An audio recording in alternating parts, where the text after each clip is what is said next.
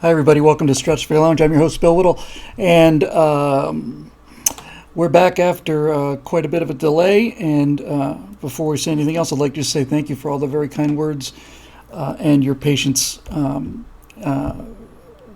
for me basically taking kind of a lighter load during the last couple weeks. And ICAP Pismo is still with us. He's getting a little worse every day, but he's still there, and we're counting every minute. And all of you have been so kind and so sympathetic and patient and all the rest of it. We just ran live, because we have 50 people here live.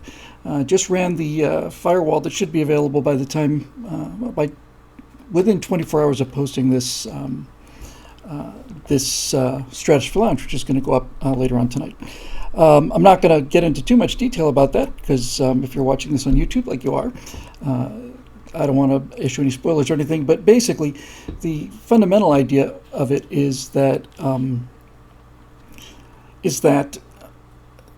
the reason so many people are afraid, especially young people are afraid, is because I did a lot of research on something I knew a bit about earlier, but I've learned more about it doing the research on this. And basically, again, not going to get into a whole lot of detail. The part of your brain that calibrates your fear response is called your amygdala. And the more you use it, the better it gets. The more you use it, the more efficient it becomes. And the less you use it, the more fossilized it becomes. And the entire thesis of this firewall, called coerced cowardice, is that the reason that young people are so afraid of COVID-19 is because they haven't been allowed to be afraid of much of anything. And there's a couple lines in there I like, which I'm not going to spoil for you. But basically, I really do think that's the answer. That they have nothing to compare it to. And we'll talk about it some more next week, I think, after it's had a chance to circulate out there. But it felt like an old school firewall, and it was great to be back. So a couple of other things here, not terribly important, but fun. Briefly on the animation thing, and then I'm going to go to members' questions, and I'll take Facebook when we get through the members' questions. I had been planning on doing, and by the way, I have to say, the last Stratosphere Lounge we did, the live feedback for that really helped me in terms of doing another summer fundraiser. The membership drive for the summer, I knew I wanted to involve, boy, it seems awful hot, that audio. I wanted to involve the animation. I basically wanted to use the animation as kind of a, incentive to get new members.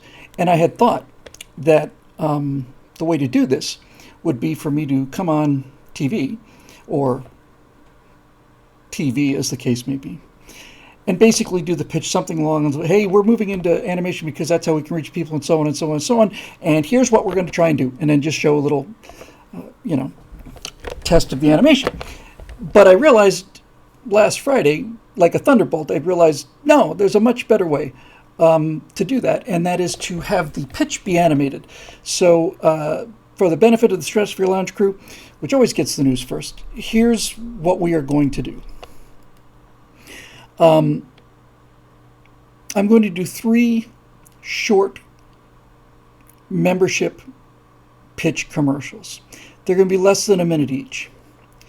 I've had a chance to work during the last couple of weeks on the metahumans and all the rest of the stuff, and I've got a character who looks about as close to me as I can get him to look, and it's okay that it's not perfect.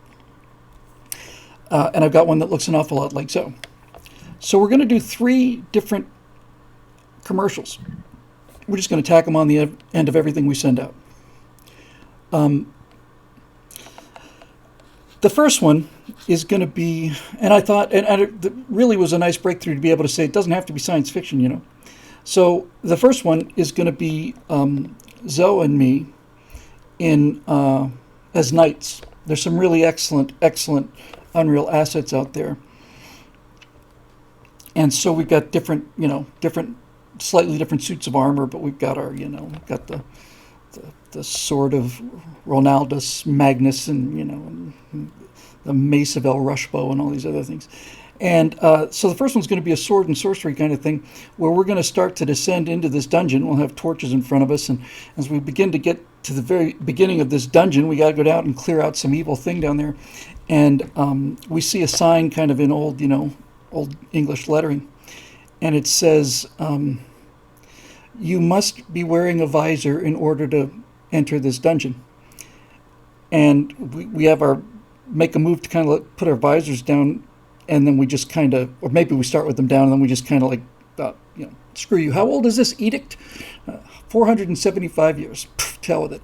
Helmets go off. Down we go, all this other stuff.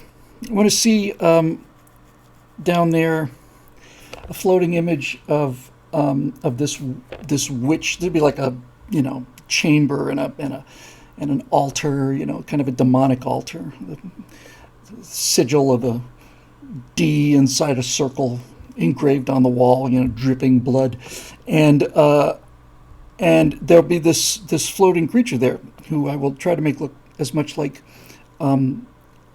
Alexandria Ocasio-Cortez as I can, and it'll be very, very tall, very thin, and everything's just going to be, Pelosi's actually better, I think. I have to decide. It's one of those two. And then and you have the flowing clothes, like it's underwater and all the rest of it. And as we start to approach, this thing just points this bony finger, this claw, goes, "Racist!" like that, and it's like freezes me, just completely freezes me. And I turn to Zoe and I say, maybe you ought to handle this one, Sir Alfonso. It seems to have special power over me. He said, "It doesn't have any special power over you, you idiot." I said, I can't move. And the thing just goes, "Racist! Racist!" like that. And Zoe's going to go over to a candle. He's going to have this exasperated look, put his weapon away, and walk over to a candle on the wall. Blow it out and bring it over. Pull a couple of pieces of wax out. Stuff them into my ears, like that. And I'll say, "You see?" And then I'll say, "I can move." I'll be shouting because I can't hear out loud. I says, "Yeah, I know. I said I can move. I heard you." "What?" He'll just turn me around and we'll face this thing and we'll go after it, and we'll swing this sword or do something just interesting. And it's gonna disappear in this kind of psychic fire, and it's gonna be replaced by this eye. The Eye of Soros. And we'll get that far as we're getting ready to fight the Eye of Soros with the fire in there and all the rest of it. And we'll probably just turn to the camera and say, we're gonna need some help here. We need more soldiers. And so that's how the first one will go. The second one will be me, Steve Green, and Scott Ott in post-apocalyptic survival gear. We're going to be out in the middle of like a abandoned city street, and zombies are going to be coming toward us, and so this will be a Walking Dead kind of thing. And they're going to come just kind of walking towards us, and they're going to have, they're all going to be saying, "Free stuff, free stuff." And then we'll get to the point where we see this boss behind it, and it's like the boss zombie is Bernie Sanders with the glasses, and it'll be just this horrifying zombie with the glasses and the comb over. And we'll have our baseball bats wrapped with barbed wire, and we'll just kind of sail in there, and just kind of knock them down and make some kind of point about these being social justice warriors. I'll probably give them all pink hair, and nose rings and other items, that are so anachronistic, like have them carrying laptops or something. I'll figure it out. And so that'll be the second one, where we basically say, there's a lot more of them than there are of us, and we need some help here. And then the final thing is, and I like this one a lot, actually. I found a really great asset. It's a monster, and it looks kind of like an enormous werewolf, but the nose isn't so long. It's got a vaguely human appearance to it. So the third one will be a science fiction thing, and Zoe and I will be in a either in a spaceship or a rover or something like that. And I'll say something like, Zoe, give me full magnification on that. And he says, I don't think you need full just maximum magnification, please. All right, so he does. And out there in the fog, we see this giant creature. It's going, come on, man! Hey, dog-faced bony soldier. And I'm going to use exact quotes from Biden, and I'm going to try and use his voice, and then just really, really, play with it audio-wise. But there'll be no question who it is. And then right behind him, and off to the side, will be a smaller creature, and it will just do nothing but laugh hysterically, just laughing hysterically like this. And we're looking at corn pop. Yes, exactly. That's a great. I forgot about corn pop. We have to do that. So these things are out there, and then we say, okay, we're gonna have to go and get them. So next shot is us in the in the airlock, and we got the white suits, and we got the ARs, the scars, and the outer door opens, and we turn towards this threat, and we start walking out there. And I say, you ready? He says, yeah, I'm ready. I said, okay, let's do this thing. And I give him my rifle, and I bend down, and you see this image of this monster, and these giant fingers come in like this in a spacesuit glove and lift it up. And then the next thing you see is me holding up this Joe Biden monster, who's about that large, and it's kicking and screaming, and it's doing, come on, man! And I'll pick up the Kamala Harris thing, and it'll be doing that, and I'll have some kind of line like, they look bigger on TV, and Zoe says something like, I told you shouldn't have gone, to extreme magnification. And again, it'll be like, we got a lot of these things that we have to clean up. These things are these little pests are scattered everywhere, and we don't have the resources to get them all. Imagine what we could do if there was a team of 60 of us, something along those lines. So all three of those are different, and they're fun. And the best part about this is, I can do yes, and we are going to use. Excuse me, I'm speaking. We are going to use. We can do all of these starting now. So there are still a few steps between where we are now technically and the science fiction 2-minute movie that I was talking about before. But this is what we're going to do first for two reasons. Number one, we can do it starting like now. We're going to have a meeting with my friend Jeff on tomorrow about how to break the first one of these things down. And then the second thing about it is it'll be a real good drive for our summer membership drive. It'll put a little money back in the bank, and furthermore, it will finally show people who don't get it. Oh, the knee pads.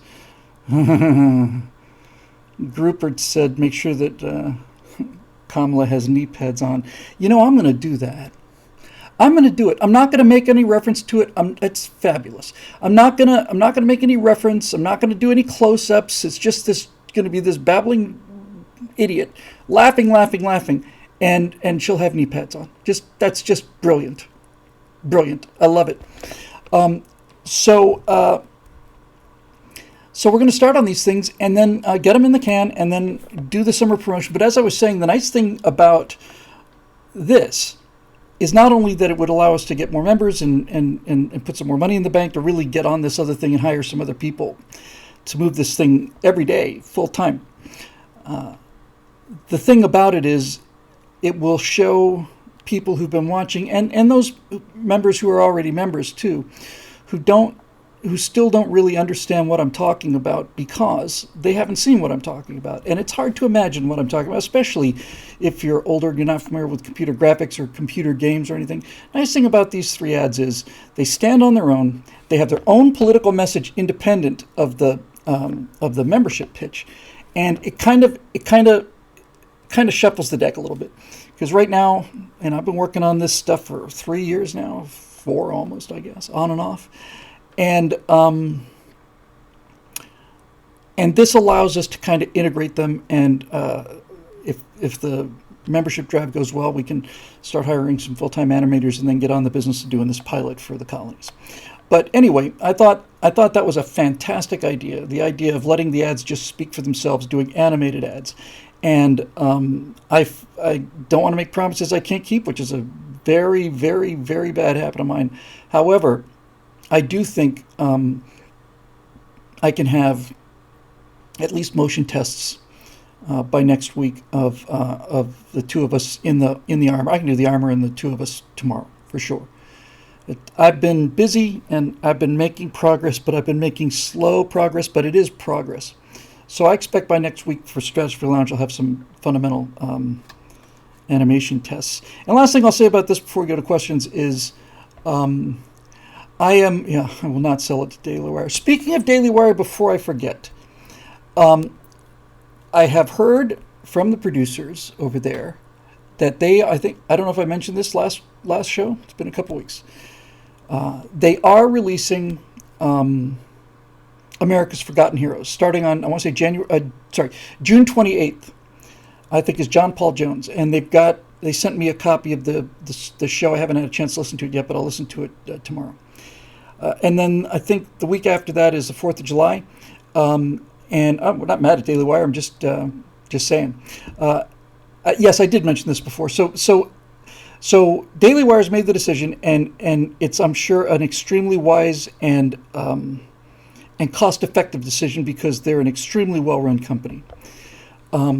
They have decided to release it as audio only, at least at this point. So the video I shot for it is not going to be included.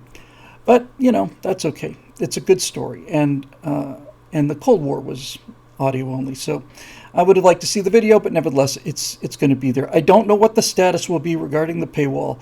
I know that when they did some of these before, they made the audio free. I don't know if that's going to be the case now. I know they're working hard to get their subscribers up, just like the rest of us. But in any event, this long-promised series is essentially finished and will be released. Yes, I did get paid for it. I got pie for it. I don't know if you meant to, yes, pied. I got pie and I got paid. I got paid and I used the money to go out and get some pie. Because I like pie. I like cherry pie. You're a fascist. I thought you liked America. That's apple pie. And the flame war continues. So anyway, that'll be coming out, and I'll have links for it and all the rest of it. And I'm very, very proud of it. It's been a year since I started writing it, nearly. And I'm very, very proud of these episodes. They're about an hour each. And the stories are really good. I'm not talking about the writing of the stories. I'm talking about the history. The writing is really good too, I have to say. Just very, very impressed with capturing the essence of those stories. And if you're a halfway decent writer and halfway decent history fan, you tell the story of John Paul Jones or Frank Luke, you really have to be talented to mess that up. So anyway, so that's on its way. As just the last thing I was going to say on the 3D stuff. I found myself a couple days ago where I had the MetaHuman, and that was working off of the animation, and I was able to put helmets on the head so that the head motion and the facial motion matched, and that was a start. And then I put all of these things into blueprints. They use blueprints, which is a collection of things. Thanks, Scorch. I'll get to that in a second. And I realized, I've been so frustrated with the pace. I really did spend the last 2 weeks that you guys have given me. I really got back to fundamentals and just learned this thing from the ground up. I was trying to build a cathedral from the spire down. But I just realized after I did it, I just said, you just embedded 2 blueprints inside another blueprint, attached that blueprint to a third blueprint, and then made a third blueprint out of all of these things, 4th blueprint. And now all you have to do is just drag this one thing into the scene, and it's ready for the animation. It'll take pre-existing animations, ready to do the face. And I realized, my God, that just seemed insurmountable to me a year ago. So yeah, so that'll be that. Somebody mentioned here that about the Netflix Lost in Space series. Came on a couple years ago. I happened to be sitting at home bored, and I took a look at a couple of the episodes. And the two episodes I saw, just to me, it was just like, you know, so what is it that Dad does? John Robinson, he stands around and worries, right? He's the concerned guy. He kind of stays back in the kitchen and does the cooking, you know. This whole Maureen, I don't know if it's Maureen, should be Maureen Robin, Maureen, I don't know. Doing all the diving and running and swimming and catching, and she's jumping into the surf and rescuing the daughter, and Dad stands up on top of the Jupiter 2 with a cable in his hand, both literally and metaphorically, and watches. And I thought, wow, how empowering. I'm not interested, not going to buy it. I like the robot. I thought the robot was interesting. And again, we have Parker Posey, who's terrific as Dr. Smith. See, we're gonna subvert your expectations. We're gonna have a lady Dr. Smith, and I'm a big fan of Parker Posey. And if somebody offered me that job, I would take it and get paid for it. However, when I look at Parker Posey, terror is not the first emotion I feel, and neither is dread or suspicion or fear. You know, you've got to have a villain that's got something to it, and if you're going to make your villain attractive, you'd better show something underneath there that's there all the time. It's got to be there all the time. And and the one final thing, it's like they're standing. I only saw it like two little sections. They're standing around in a circle in the Jupiter 2, and they're talking about whether we should leave or not. And they're saying things like, "So anybody else in favor of the getting out of here thing?" And just this kind of really, really bad banter, this kind of thing that I think they think astronauts and pilots and all the rest use, but probably it's just weak is what word was. It's just weak, and the Jupiter 2 is just plain ugly. Somebody asked in the comment section what I thought about the 1998 movie. I like the soundtrack.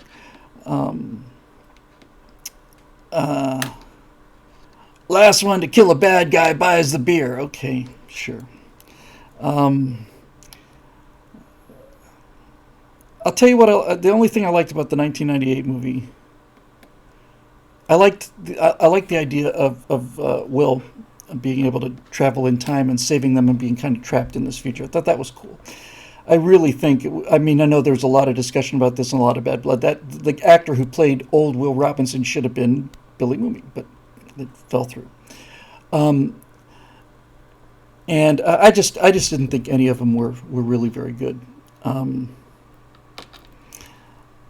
And wasn't it true in the Netflix thing that Will Robinson failed the colonist test, and then Mom knows somebody, and she kind of went back and hacked it and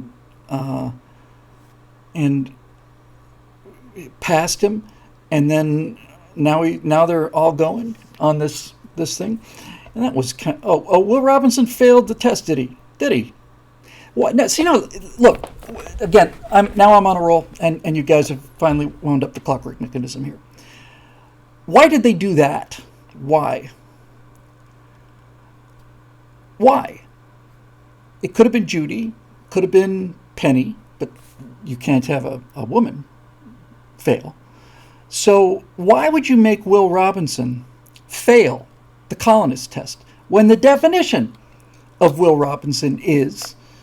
This is a kid who is Will Robinson is built for this. He's the only character on that entire ship in the original series. Forget the original series. It's called Lost in Space. So in the franchise, Will Robinson is the guy who has not only the brains but the guts. I'll never forget that. It just, I mean, I'm about his age. I'm almost exactly his age. And in the very first season, when it was before it got campy, before it tried to be Batman, in the black and white version, there's this one-eyed giant Cyclops monster, and by today's standards, it looks kind of bad. But I looked at it not too long ago, and it's actually kind of scary. And and it looks like John Robinson's going to be killed, and will this 7, 8, 9-year-old boy just runs forward with his laser pistol. I thought, yeah, that's the way to go, man. So to me, it's like they had to take Will down a peg, the same way they had to take Luke Skywalker down a peg. So I'm just not interested. I'm just not. And Babyface Nelson says the one thing I don't like is how every single member of the family is a different race. There isn't one minority member who could have been adopted. One is black, one's Asian, two are white. WTF? Yeah, WTF. See, here's the thing. You can tell that story, and please do. Why not? Tell that story and do. And go out there and write the story you want to do and so on. Just don't call it Lost in Space, okay? And this is the part that bothers me because it's cheating. People with very little talent and certainly no knowledge and beyond certainly no love of these franchises are given these franchises, and they're destroying the franchise because they're using the franchise to get viewers that they not only didn't earn but that they're going to lose through bad writing. And it's fraud is what it is. It's fraud. And I don't care about the stories they want to tell. I don't care if they want to have I don't care about Rey. But when you I mean, I don't believe in Rey. I don't particularly care for Rey. Why should I care for Rey in Star Wars? What have I seen her do? What struggles has she has to overcome? None. Zero. She's good at everything immediately. So you can tell that story fine, but when you go back and have to destroy like Luke Skywalker or destroy Mr. Spock, like Mr. Spock, he probably didn't know this because he didn't talk about it, and he didn't talk about it for 80 years. Had a black adopted sister, grew up together, and that is just plain. It's so low. It's such a low thing to do. It's not just low from a justice point of view or a cultural point of view. It's low from a writing point of view. Just from a purely artistic, creative point of view, that is a low, cheap thing to do. To take something of such value like Mr. Spock as a cultural icon. I mean, Mr. Spock is going to survive as long as the human race does. There will be a Mr. Spock for as long as there are human beings, or at least as long as there's human beings with electricity. He is like Hermes or Gilgamesh or Arthur. He is a part of the pop culture. A major part of the pop culture. He's an icon. He's a force of nature. And to take him and to shrink him down to the scale of Mikey Spock on Discovery, they think that by doing that they're elevating Michael, what's her name, but they're not. All they're doing is destroying Spock. So it's a no lose situation for them. It's a no-lose situation. So it's like, well, we'll use Spock's credibility to make Michael Burnham, more important than she is. And we're back to the beginning here with what we were talking about. Why do you do that? In other words, see, this is now we're on to the main vein here. So you got Rey Skywalker and you got Michael Burnham.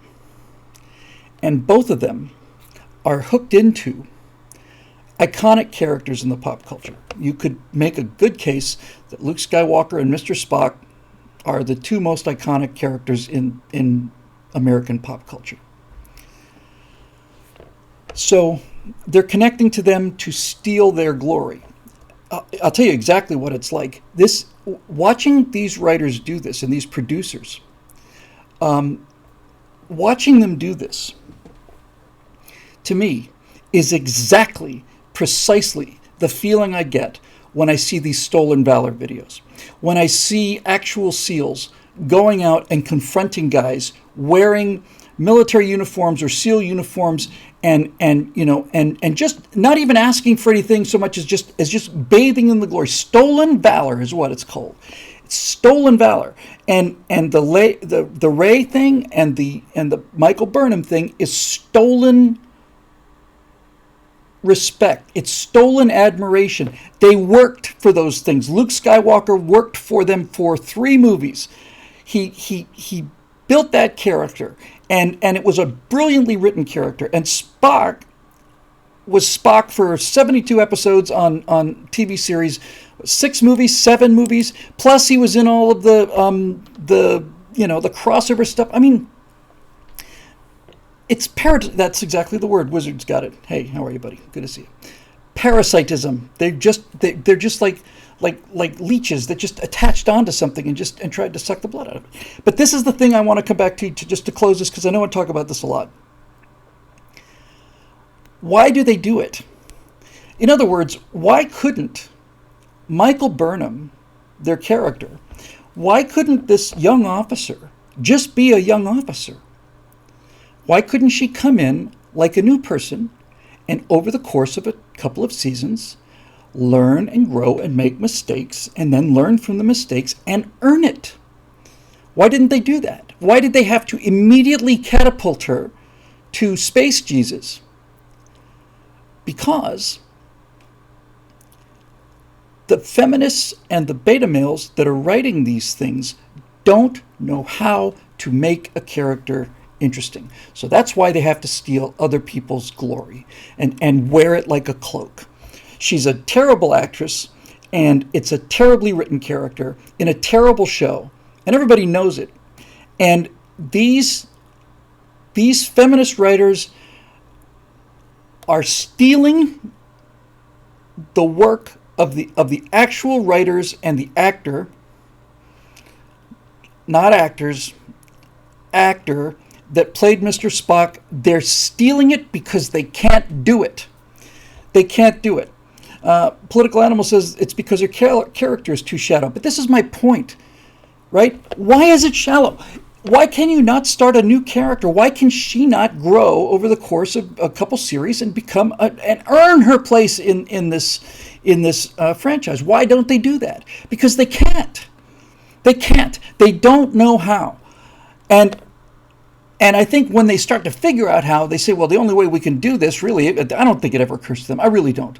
I don't think it ever occurs to them that the reason you would end up respecting and admiring Michael Burnham and treating that person like yet another character in Star Trek, like Captain Picard or Data or anything. The reason that they don't do that is because they don't know how. They're not good enough. They're not good enough. And that is something that has to be shouted in their faces all the time. They don't have the talent, and they don't have the patience. And more importantly, they don't have the emotional ability. They are so insecure about themselves that they do not have the fundamental confidence to admit that their character can fail. And it's only through the failures that you respect the character. Luke Skywalker becomes Luke Skywalker because the X-Wing sinks back into the swamp. That's why you care about the guy, because he tried. It didn't work. Okay, well, I guess I'll just go home. Well, he doesn't go home. He keeps going. And they don't know how to do it. And when they do think about ways like this, they just bounce off of it. Well, that has to be toxic masculinity, or we certainly can't take any lessons from men, or something. You know what? You can have it. The reason I am so optimistic about the future, now that the future is here, the new future, the postmodern universe, is that all of this stuff that they've been trying to feed us, they're now in full control of, and nobody's buying it, and everybody hates it, and that's great. You want Do you want to cure people of socialism? The only way I've ever heard to cure people from wanting to live in a socialist paradise is to give it to them. And we're seeing that everywhere. So enjoy your $4 gas. I mean, I know we have our friend Dave Big Booty is a truck driver, and I don't want to sound callous in any way, but if gas gets to $12 a gallon and electricity bills triple or quadruple, that's what it's going to take. You want your green energy? Okay, well, it's on occasionally, and it's 7 times what the natural gas energy costs, but now you've got your green future. Here it is. So, yes, and I should start a pop culture channel, and I'm going to. I mean, this second channel is going to be about the colonies and animation and all of this stuff. I was looking the last 2 weeks. I was looking at. I had to do a lot of tutorials, and there 1 or 2 of them are excellent. One guy wrote a tutorial about camera work in Unreal Engine, and when I was done, I wrote a comment there, and I said, that is the best 20 minutes on filmmaking I've ever seen on YouTube. And he wrote back, wow, that's really incredible. Thank you. It was great. It was fantastic. Talking about lenses and the power of the long lens and all the rest of this stuff. So anyway, there's all these tutorials. And I realized that these are of mixed success. None of them are organized. And I realized, if only somebody could understand this stuff and think about a way to put it into terms that people could understand that were logical and rational, and one step follows the other. So I actually think that this channel, this second channel, could become an enormous channel if it did nothing other than show people how to make movies in Unreal Engine. Just that. That's all it did. And I think it'd have enormous reach. And fortunately, I have a private YouTube channel, which is essentially just cloud storage. There are 2 subscribers, and one of them is a person who I'm working with, and I use that so that I can put videos up on the web, and then I can send links to them and so on. But yeah, I think I've got everything back to my very first still image of John Boyd from back in the day, and I can now. I can just kind of go back and just say, all right, here's the first thing I did. Let's just break it down. Let's do it simply. So anyway, that's that. It's time to get to the members' questions because we've ignored them for so long, and it's been a rough couple weeks and stuff, and I feel very, very bad about this. So I'm going to go through all of them, and then if we get through them and there's still some time left, we'll go to Facebook, and if not, then we'll get back to Facebook next week. So here we go. Oh, there's our friend Henry Lumley with a bunch of questions, and we're going to take them all, by golly. What we got here? I think, well, I'm going to get through it because it's been a long time. Here we go.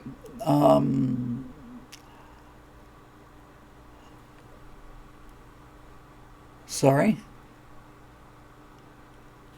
Okay, the first one is basically saying here's where you can post questions. So here's his first question. Bill, are you and the guys going to mention or discuss the fact that the Associated Press was knowingly sharing a building with a terrorist organization? And I would think that this would earn some professional repercussions for the AP. I, for one, would have no issue if Netanyahu completely kicked them out of Israel. The ideals of a free press no longer stand if the press starts to strap on suicide vests. Does this mean that the next non-woke president should pull the AP's press credentials? How does this not qualify them for a spot on the no-fly list? Yes, you're absolutely right, Henry. That's exactly what would happen in a world that was not upside down. In a world that was not upside down, they'd find out that the people who were ostensibly reporting the fair and unbiased news were living with the people who were firing the rockets. And they should be removed from their jobs. That's the world I want to live in. The world that we live in is the world where Bibi Netanyahu gets removed from his job. And this is a launch pad for stuff I was talking about just a few minutes ago, and this is the thing I think that we all just have to come to grips with. We are not in end times. You'll never be in end times. Well, those people who are religious in that way certainly disagree with that. But from a political point of view. No, it's just different. And we, all of us, and certainly just looking back on myself personally, have spent the last 20 years trying to prevent this from happening. And it is really like trying to stop the tide from coming in. And people hear that and they think it's hopeless. And I see this despair everywhere. And I felt it too, especially after this, especially after the first Tuesday in November. And it's tempting to feel like it's all gone and it'll never come back and all the rest of it. The internet has allowed them to do a lot of cheating, but the internet has also allowed this idea of a remnant, this idea of a core of people who are not going down as they have again and again and again throughout history. This has allowed us a chance to make this period, I don't want to say even collapse, awakening faster. I believe I'll live to see it. I believe I'll live to be on the other side of it.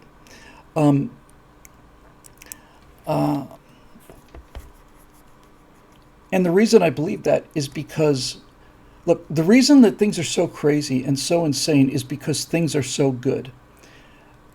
You cannot afford to have a press corps doing what the press corps does in this country if you are in a life-threatening situation as a society that depends on accurate information. You just can't. You take them out and string them up. You couldn't do it. As America and the West becomes more and more comfortable, further and further away from genuine threats, the only real threat to this country becomes bigger and bigger and bigger. And that is the threat of collapse from within, which is a result of lack of hardship. That's the tragedy of the human condition. The tragedy of the human condition is we spend, as a species or as a civilization, as a culture, we spend all our time and effort and energy trying to build this civilization that would be the best thing we could pass on to our children. We want to make crime as low as possible. We want the best medicine, we want the best poetry, we want the best culture, we want all these things. And when we get them, we assume, or our kids assume, or our grandkids assume that this is the natural state of the world. And the more successful you are at producing a kind of earthly paradise, the faster it's going to go down. And so now, instead of trying to stop this, what I'm trying to do is I'm trying to think of a way to funnel as many souls, that's the word I'm looking for. I'm trying to get as many souls as I can into a philosophical arc. It's not a physical arc, at least not yet, it's not anyway. I'm trying to get everybody who will listen into an intellectual, philosophical, moral arc. And this arc will survive the flood of collapse. California is just plain falling apart. I just last night was coming back from dinner with my wife, and we saw just endless rows of tents underneath freeway overpasses with more garbage than you can imagine. This is Mogadishu, and it cannot continue. It can't, and everybody knows it. So the reason that people are continuing to do what they're doing is because no one has seen the arc. No one has seen it. And it's not just my arc, I'm just talking metaphorically, but no one has seen it. And it's never portrayed anywhere. There's no way to find it. There's no way to find people like us. And by people like us, I don't mean just extremely good-looking people and incredibly intelligent and charismatic people like we are. I'm not talking about just that. I'm talking about the fact that it's very tough for people to hear the message. And when you get a chance to talk to people who are kind of, blue-pilled on this, I never cease to be amazed at how quickly I can flip these people. Just 3 minutes. It took me 3 minutes to get somebody to stop believing in chemtrails after they believed it their entire life. 3 minutes. And there you go. So, it's It's not to say that I'm in favor of this. It's not to say that I'm giving up. It's not to say anything. Judo is a martial art form that is designed to allow a smaller and physically weaker opponent to beat somebody larger and more powerful than they are. And the reason judo does that is it learns how to use that opponent's strength and weight against them. I'm not a big martial arts guy, so I'm not like this is any big insight or anything, but the idea of judo is if a gigantic guy is charging at you, you don't stand there and try and block him because he's going to knock you down. You get out of his way and then you put a foot out and you let his power and his momentum basically take him into the wall. And that's where we have to be. We have to be in a place where we let the momentum of this collapse. We have to let the momentum of this insanity kind of working these thoughts out as I go. We cannot, after spending 15, 20 years trying to do it, we cannot stand against this and stop it. That's the one thing that's become clear to me. It's not stoppable in that sense. It is something that people are going to have to experience and go through. And the only way to do this is to let them have it. Let them have it. Everybody's talked about, I've talked about it thousands of times. Honestly, I'm sure it's thousands of times. Talked about people leaving California, going to Texas and Florida, and voting like Californians. It's been pointed out to me, and with a great deal of relief, that a large number of the people who leave California for Texas and Florida are actually conservatives, and they vote like conservatives. They vote more conservatively than they do in Austin, and of course everybody does. But here's my point. If the situation in California with taxes is so bad that you leave California, then you cannot leave California. I'm sorry, I know this sounds romantic. I'm just giving you my personal opinion, but I can guarantee you it's not the only one. Look, I grew up in Florida, and when I came to California, I went body surfing the first day. I was in the Pacific within 2 hours of landing at LAX in a wetsuit, and the sun was going down, and I just said, I have to live here, and I still feel that way. The climate in California and the beautiful geography, and to some degree, even though it's rapidly dying out, you still are kind of the center of the universe in terms of all kinds of entertainment, the kind of stuff that I'm in. When I deal with freelancers to around the world, two guys who are my favorite guys, I just love these guys. I love them. They're terrific artists, and I work with them, and they're great souls. They're just terrifically good people. One of them's in Bulgaria, and the other one is in Italy. And when you say that you're from LA, it's instant. It's instant credibility. The funny thing about living in LA is that it's a horrible. I hate LA when I'm here, but I find that when I'm traveling and people ask where I'm from, when I say LA, I'm actually kind of proud of it. I know that's odd, but it is. But to live in a place that is air conditioned outdoors for a guy who grew up in Florida is amazing. And this fabulous hair here doesn't look like this in Florida. And on and on and on, and there's no bugs and there's no nothing. It is paradise. And when you go to some place like Santa Barbara or something like that, it's just astonishing that a place like this could exist. And so if you're going to be driven away from this kind of paradise, it's got to take a lot to do it. The fact that I'm still here is an indication of just how attractive this place is and was and could be again. But my point is, if things are so bad politically that people who moved to California and loved California are leaving California, then they're not leaving with a glad heart. I know a lot of people who made the move from LA to Nashville with Daily Wire. I know most of them are glad that they make the move, but none of them were happy about having to leave. So, Babyface Nelson says, you should try being from Texas. Women within half a mile of me wind up pregnant after I tell them I'm from Texas. Well, there you go. But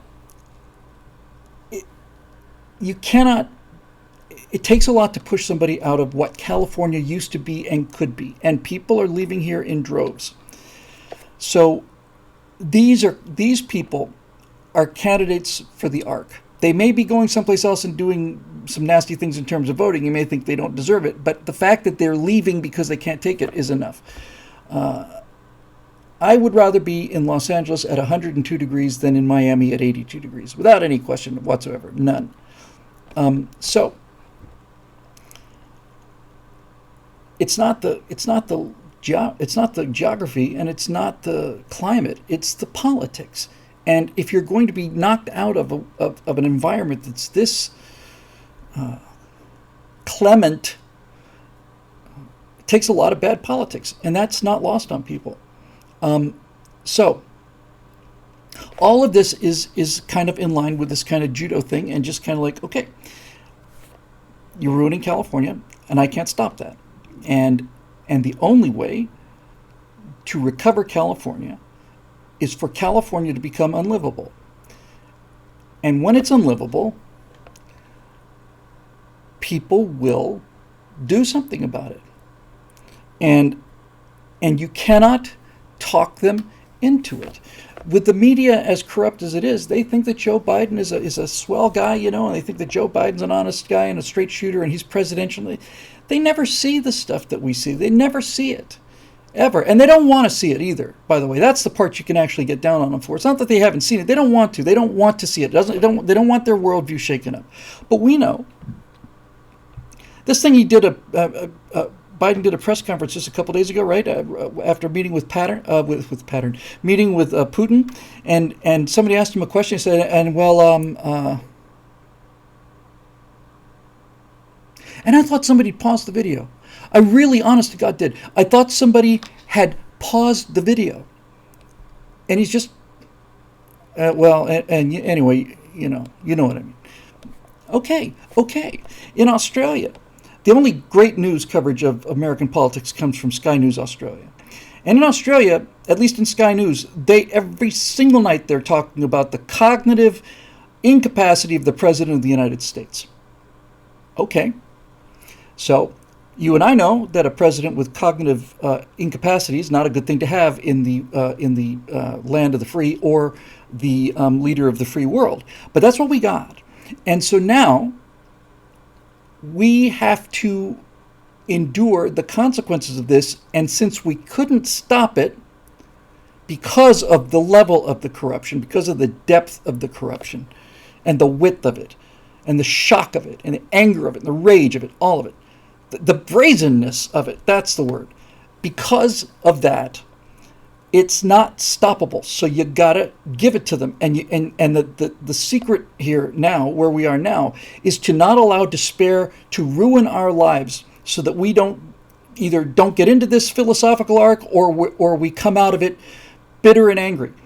Bitter and angry is what they do. That's their job. And so we have to understand that these are inevitable social trends that happen again and again and again and again and again and again through history, and that now we have to stop thinking about stopping it, because we not only can't stop it, it's already here.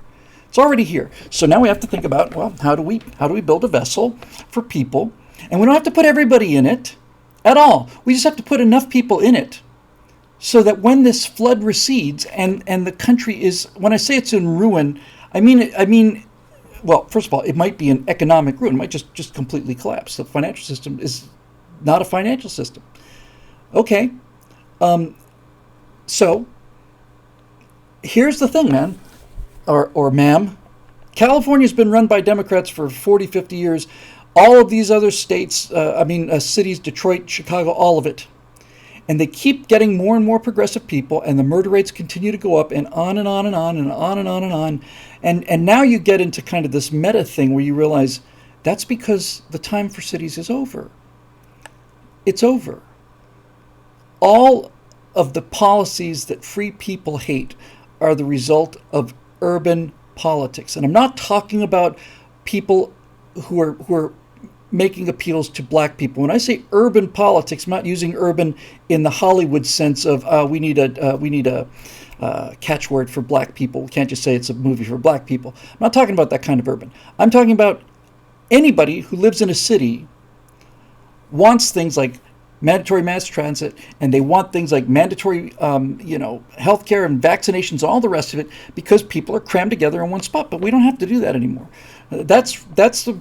Cities are needed for a manufacturing-based society, and we're out of the industrial age here. And one thing we're seeing now is that all these people who didn't go to work for the last 15 months don't want to go back to work, and they don't really have to. So that's good. And when you hear about people moving out of cities into the countryside, that's good too. Because even though you'd be correct to say, well, they're bringing a lot of this philosophical poison with them, that's true. But the environment is what creates the attitude, right? It's living apart. It's living outside of the concrete jungle that allows you to not behave like jungle creatures.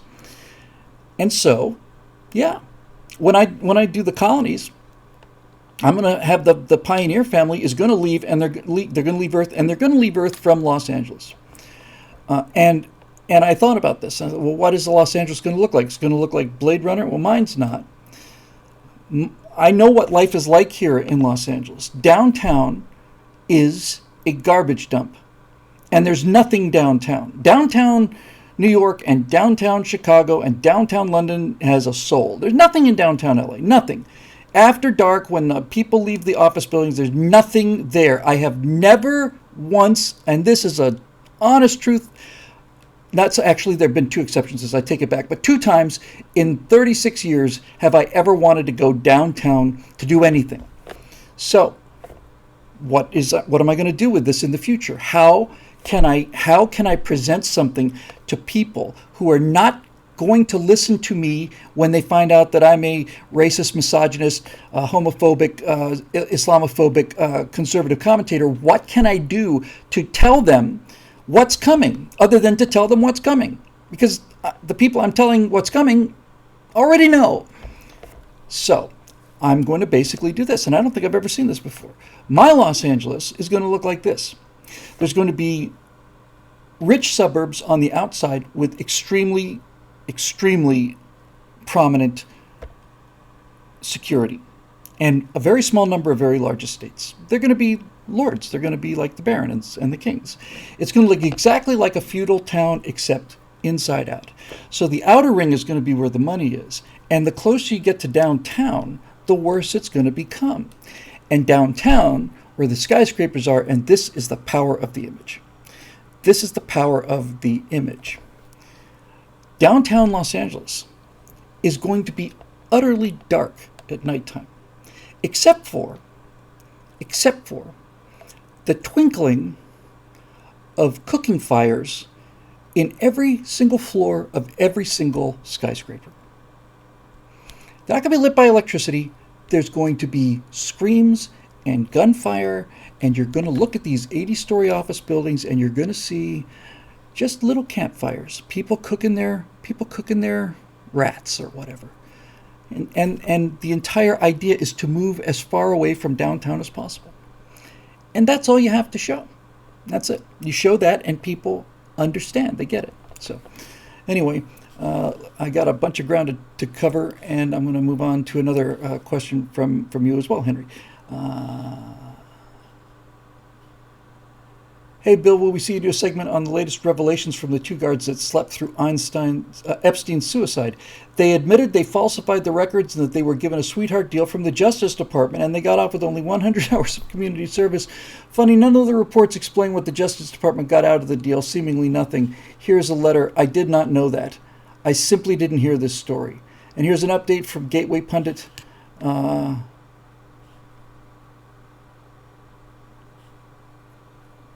The reporter that exposed the tarmac meeting between Loretta Lynch and Bill Clinton has suicided.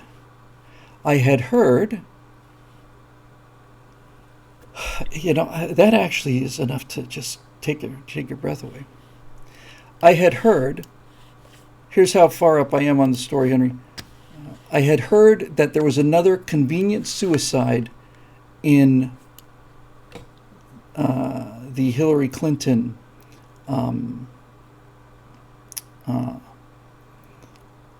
people who met with her and worked with her.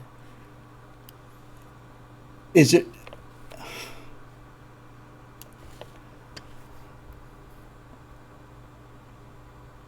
I'm actually speechless. Yeah, he was suicided. So we live in a society now where you can commit murder in front of the entire country. And Jeffrey Epstein is the proof. He's the proof. He's the proof that you can murder a witness in front of the entire country. And it's not like we won't know. As I've said before, it's many times before. It's not like they think we're going to be fooled. They just know we're not going to do anything.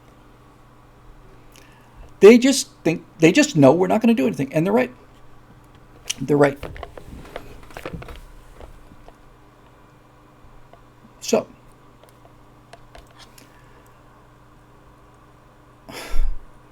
yeah, Ditoli says he shot himself in the back of his head twice. Yeah, that's right. Apparently there was one headline or something about a guy. The police found a body that had been hacked into pieces, put into an oil drum, filled with cement, and dropped in the river. And there was the story closed. This is a true story.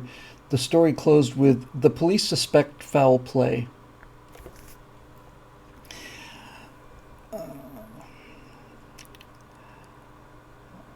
Our friend Lysolis says they take us for cowards. That's probably right. But I think they take us. I don't think they take us for cowards exactly. I think they take us for people who. Let me put it to you this way. We're not cowards. But what they are doing is they're finding how much we will take without taking action. And I am utterly convinced that if the people responsible for Epstein's murder had been prosecuted, that this 2020 election would not have gone the way it did. I'm not saying that's why Epstein was murdered. I'm saying that the fact that they could murder Epstein in front of the entire country gave the people who did the murdering a very clear idea of just how much of a fight we're going to put up. They knew we would make a lot of noise and we're going to complain and we're going to, no, the Republic's lost, we'll do all the things that we do. But they didn't. But they realized, no, we'll get away with that. I mean it. If they think, I'm convinced, utterly convinced, that when they realized something that obvious could just be blown away in the news cycle. Okay? So, you can either look at that with despair, or you can look at that and say that no society that's ever been run by murderers has survived for more than 70 years or so. And since things are going to hell very quickly, they can come back from hell very quickly. What we want is for this to happen as quickly as possible. We don't want it to take 30 years or 40 years like it did in the Soviet Union, where you now have a generation that doesn't know anything other than this. No, I want this to happen quickly. I want it to happen quickly. And the thing that should give you some comfort, and one of the things that gives me the most comfort, it's one of the reasons why I talk about the pop culture so much, is because young people who are watching Star Wars and Star Trek, these are gamer channels. These guys are in their 20s or early 30s. Some of them are younger. Many of the game channels are younger. They all hate this. They hate the whole thing. They hate the social justice warrior thing. They hate all of it. So the question is, if you're one of those people, if you're a young person, or let's just say you identify as a liberal, or you're a Democrat, or whatever the case may be, if you are alarmed by all of this, where are you going to go? You can't become a Republican, because Republicans are horrible, evil, nasty people who don't care about anything and only care about their own money and so on, and are killing the planet and all the rest of it. They can't go there, so where can they go? And this is why you have to go into the realm of entertainment because you have to give people a look at what's happening and what the alternative can be. The reason I want to do this series so much is not so much to show people how awful things are going to get.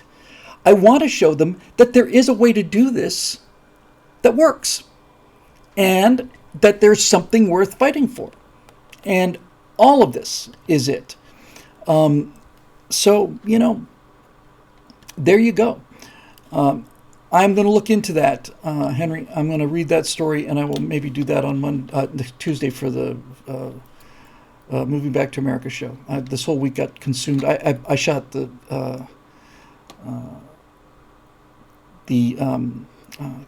coerced cowardice firewall. Shot it 3 times. It took the whole week, but I'm very pleased with the result. All right, moving on here. So one of these is an answer to the post about that. And here's another reference to that, so I obviously need to do that. Here's another one from Henry Lumley. Bill, here's a hypothetical aviation question. You get sent back in time to, say, around 1941. You find yourself working for Hughes Aerospace. I don't think they called it aerospace at the time, but I'm with you so far. You can give them one modern idea, of course, having to adapt it to the abilities and technology of the time. So basically what you do. He says, first, creating a modified B-29 Superfortress or even a B-17 Flying Fortress for the same role as the AC-130 Spooky gunship during the island campaigns in the Eastern Theater. So in other words, I take modern knowledge and I go back in time and something that can be achievable. There's no question you could turn a B-17 or some appropriate airplane of the time into a flying death-dealing machine the way the AC-130 is. So that's a good thing. Number 2, create the A-10 Thunderbolt, or at least the equivalent for ground support missions for the Western Theater, something way more effective than the Henschel 129, maybe something like a DH-98 Mosquito, but with 3 engines and a couple of very powerful guns. Henry, you're my kind of guy. You're counting propeller blades, and I admire that. Or creating mid-air refueling. Well, here's the thing, Henry. All 3 of them are practical. So let's take them backwards. Mid-air refueling doesn't really get you anything that I'm aware of. There were no. I'm not aware of a case where the ability to refuel in air would have made a significant difference to the outcome of the either the bombing war or the fighter war during World War II. I can't think of a case where. I can think of lots of cases where extended range would be nice, and you can obviously that's what mid-air refueling is. But it doesn't seem to me to be something that would. If I have one roll of the dice, I don't think that would be it. I can't think of cases where we did this. I mean, the whole island hopping campaign through the Pacific was to get close enough to Japan so that we could launch B-29s. That's why we went to Iwo Jima and Saipan and all the rest of them. But mid-air refueling wouldn't have solved that problem because you're talking about fleets of hundreds of bombers, and in Europe there were times there was thousands of bombers. If you're going to use mid-air refueling, you got to refuel all of these things in flight, and that means you have to have as many refueling vehicles as bombers practically. You have to have hundreds of them in the air because each bomber's destructive load was so small. Nowadays, if you refuel a B-2 or B-52, better example, you refuel a B-52, you can put a lot of damage out there. If you refuel a B-17, you're talking about what, 12 bombs, 12 500-pound bombs, and 12 500-pound bombs that may or may not fall within a 2 or 3 mile radius of the target. So I wouldn't do the air-to-air refueling. Creating a ground attack aircraft like the Thunderbolt, you're back in the 40s, so you don't really have reliable jet technology. And this one, to me, is something that was already done. The P-47, the original Thunderbolt, was a fantastic ground attack airplane, and so was the Typhoon. They were, and so was the Sturmovik, the Russian plane, IL-2 was it? These were terrific ground attack airplanes. There was a German pilot who, I've talked about him on the show before. He was, I don't know how many tanks he killed. He killed them in a Stuka, which is obsolete at the beginning of the war, but he had the 2 big cannons mounted underneath the wings. And this German flyer killed something like a couple of hundred Soviet tanks. So those aircraft, those ground attack aircraft, were already there. So I'm going to knock these three down, and then I'll try and give you my answer. And then the first one is, could you make a Flying Fortress or a B-29 or something into an aerial gunship? Yes, you could. But the problem is not making the aerial gunship. The problem is protecting the aerial gunship. The reason that the C-130s, the AC-130s, the gunships, are so effective is because we don't have air superiority, we have air supremacy. And we never achieved air supremacy in the war until the final days of that war. You can orbit a gunship over a target and do some damage, and it wouldn't be a bad thing to pursue. But the real power of it, in terms of modern application of the AC-130, is that you can basically put this thing up over the bad guys and keep it up there for hours and hours and hours. Something moves, you send it over there, it circles around, makes the earth boil. It's what they've said during a AC-130 strike. It says, look like the entire ground is boiling. And that's a handy thing to have. But no one's going to sneak up on an AC-130 and shoot it down, because of airborne radar and all the rest of it. And if you took that that tactical idea back to World War II,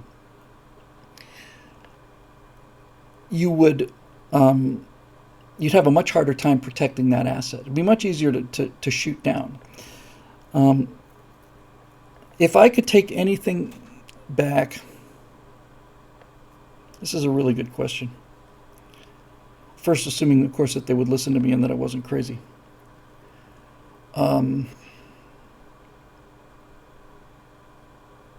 Give me a second. This one's worth a moment's cogitation. I think, I know what I would do.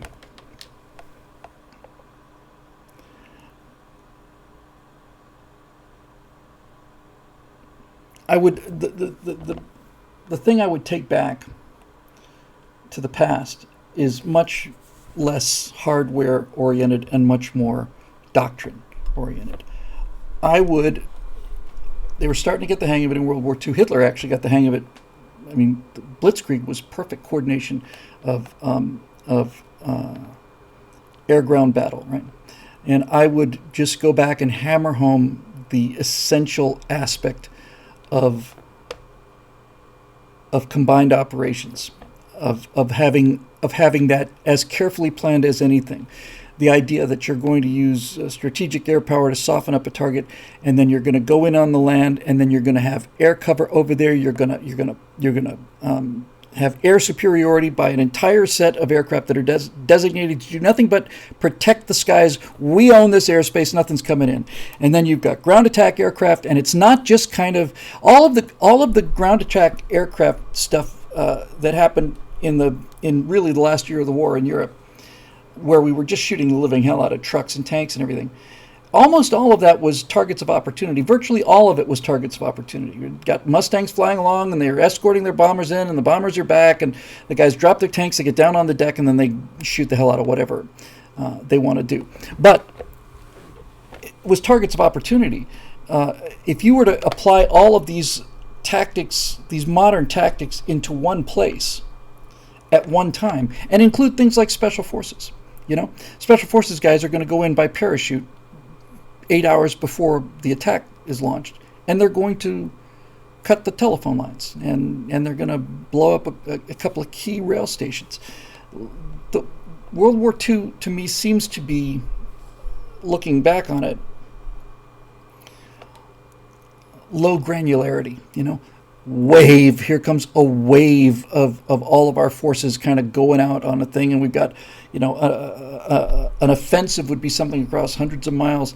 I would learn how to focus, and that there's a German word for it, fingertip control, just precise application of power. I would get away from attritional strategies. I'd bring a lot of John Boyd back with me, and the one thing I would do is I would tell them, for God's sakes, yes, spend the money on the Manhattan Project and the B-29.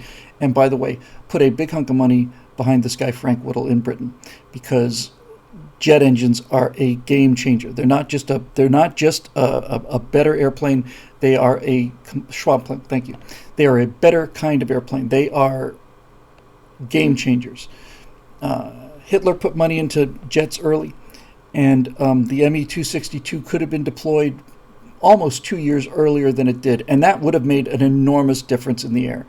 But he didn't do it because Hitler was determined that it should be a ground attack airplane, which was Hitler helping us win the war. There was a German bomber called the Arado, and it was a relatively light bomber, but it was jet-powered. Nothing could catch it. I think about that. You think about all the planes that got shot down, all of the losses we took to flak and mostly to enemy fighter attacks. What happens when the bombers are faster than the fighters? That's kind of a interesting place to be. And despite the fact that,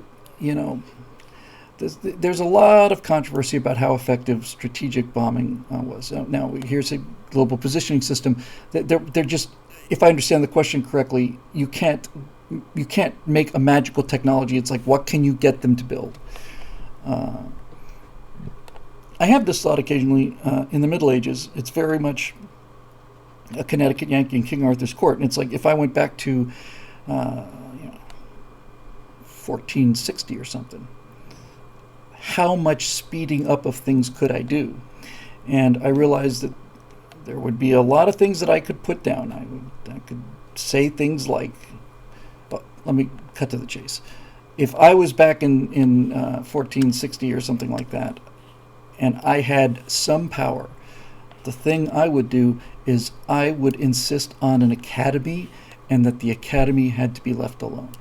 I would have to pull enough tricks out of the hat, make a couple of like wind-up flying machines or whatever, to convince the king that that letting us do what we want to do is the key to not only the security of the kingdom but to owning the whole world. And I have to convince him this, and I have to throw some baubles at him and show him some amazing things. And then I would start an academy, and I would get the brightest kids around the country, and I'd put them in one place, and I'd seal them there. And then I would start saying, all right, look, there are things that I know, and there are things that I kind of know, and there are directions I can give you. You guys over there that are interested in living things, let me just give you this. Take this broth and go out and just let it sit there and watch the thing get fuzzy with bacteria. And then put some bread in there and watch the bread mold. I don't know exactly how it's going to work. I just know that if you watch bread mold and you know how to grow bacteria, put the bread mold in there and watch what happens to the bacteria, and then stay on that one. Because I don't know how to manufacture penicillin, but I know how penicillin is made. And that's the kind of things I would do. It's pointless to send people down the road of digital technology at that point, but there's lots of things you could do.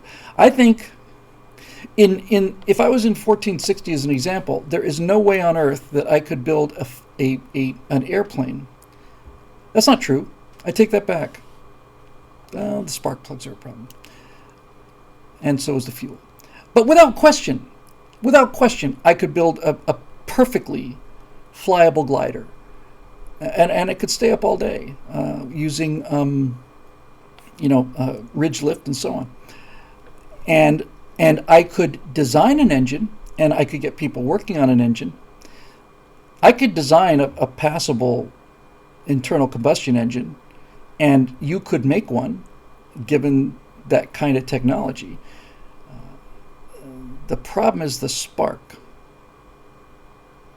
That's electronics. I have to think about that one. Probably find a way to do it too. Anyway, we need to carry on and do some more of these things, but that's a great kind of question. I love this kind of thing. Here's Marusha Dark, the members only thing. Congratulations. Good to see you live, by the way. Hi, Bill. Hope you don't mind, but I've appropriated your virtual presidency skit since it seemed like it was gathering dust. I not only don't mind, I'm very glad about it. And by the way, so many things swirling around, but I think it'd be wise for me to repost all of them and to repost the 5 I did for TPUSA. I'm going to just take their logo off of it and put mine on it. The 5-part series on money, capitalism, socialism, corporations, and government. Those were great. But yes, I need to repost all of them because it's a lot of things people haven't seen. Figure if we cycle through people for POTUS, why not virtual POTUS too? I recently started making new videos under that mantle along the same line of things our leaders should be saying but aren't. Would love to know what you think of them. Given your fondness for Doomcock, I'm guessing you won't mind the aesthetic changes and digital flair I've added. I'm looking forward to it. I know you're super proud of your firewall #1 with the bullet, and that's one of my favorites too. Even made reference to it in my recent video on why gun control is racist, in quotes. I feel we need to be turning the left's own weapons against the more, amen, targeting what they care about and trying to beat them over the head with our language and our values, insisting on them seeing things our way. Linguistic jujitsu, as it were, is what we were talking about earlier, exactly. And making fun of them. They don't like being made fun of. In fact, being made fun of is 90% of political affiliation. I'm utterly 100% convinced, without any question whatsoever, that all of the Hollywood celebrities that are mouthing out about things like the environment and all the rest of it, and Black Lives Matter and defund the police, be saying something entirely different if that was the popular thing to say. If that's what they perceive as the popular thing, they'd have entirely different opinions about everything. What we need is a translator, and I've always tried to be that sort of bridge since I used to be a postmodernist and SJW. Wow, I'm impressed. I didn't know that. And even a Maoist, now a conservative libertarian and ultra-centrist. By the way, we were talking earlier about hope and talking about, this philosophical arc and so on, and that's a pretty far move there, Marusha. It's damn near as big a move as David Horowitz's move. He was a red diaper baby communist working to overthrow the government of the United States. Now he's a conservative champion. And the reason I'm filled with ultimate hope is because I've heard of, look, I used to be a liberal, Zoe used to be a liberal, Clavin used to be a liberal, and on and on and on it goes. And I've never met anybody. You said formerly a postmodernist, an SJW, and even briefly a Maoist, now a conservative libertarian and an ultra-centrist. I know lots and lots and lots of Maoists who become conservative libertarians, but I've never met one conservative libertarian who became a Maoist. It's a one-way street. And that should give us enormous hope. In fact, it should fill us with joy. It's a one-way street.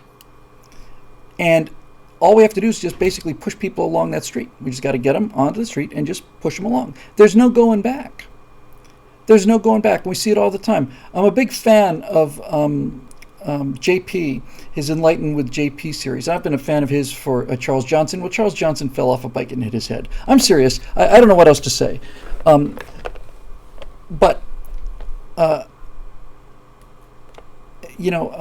This Enlighten Yourself channel with JP, and he's mocking, hippies and mocking,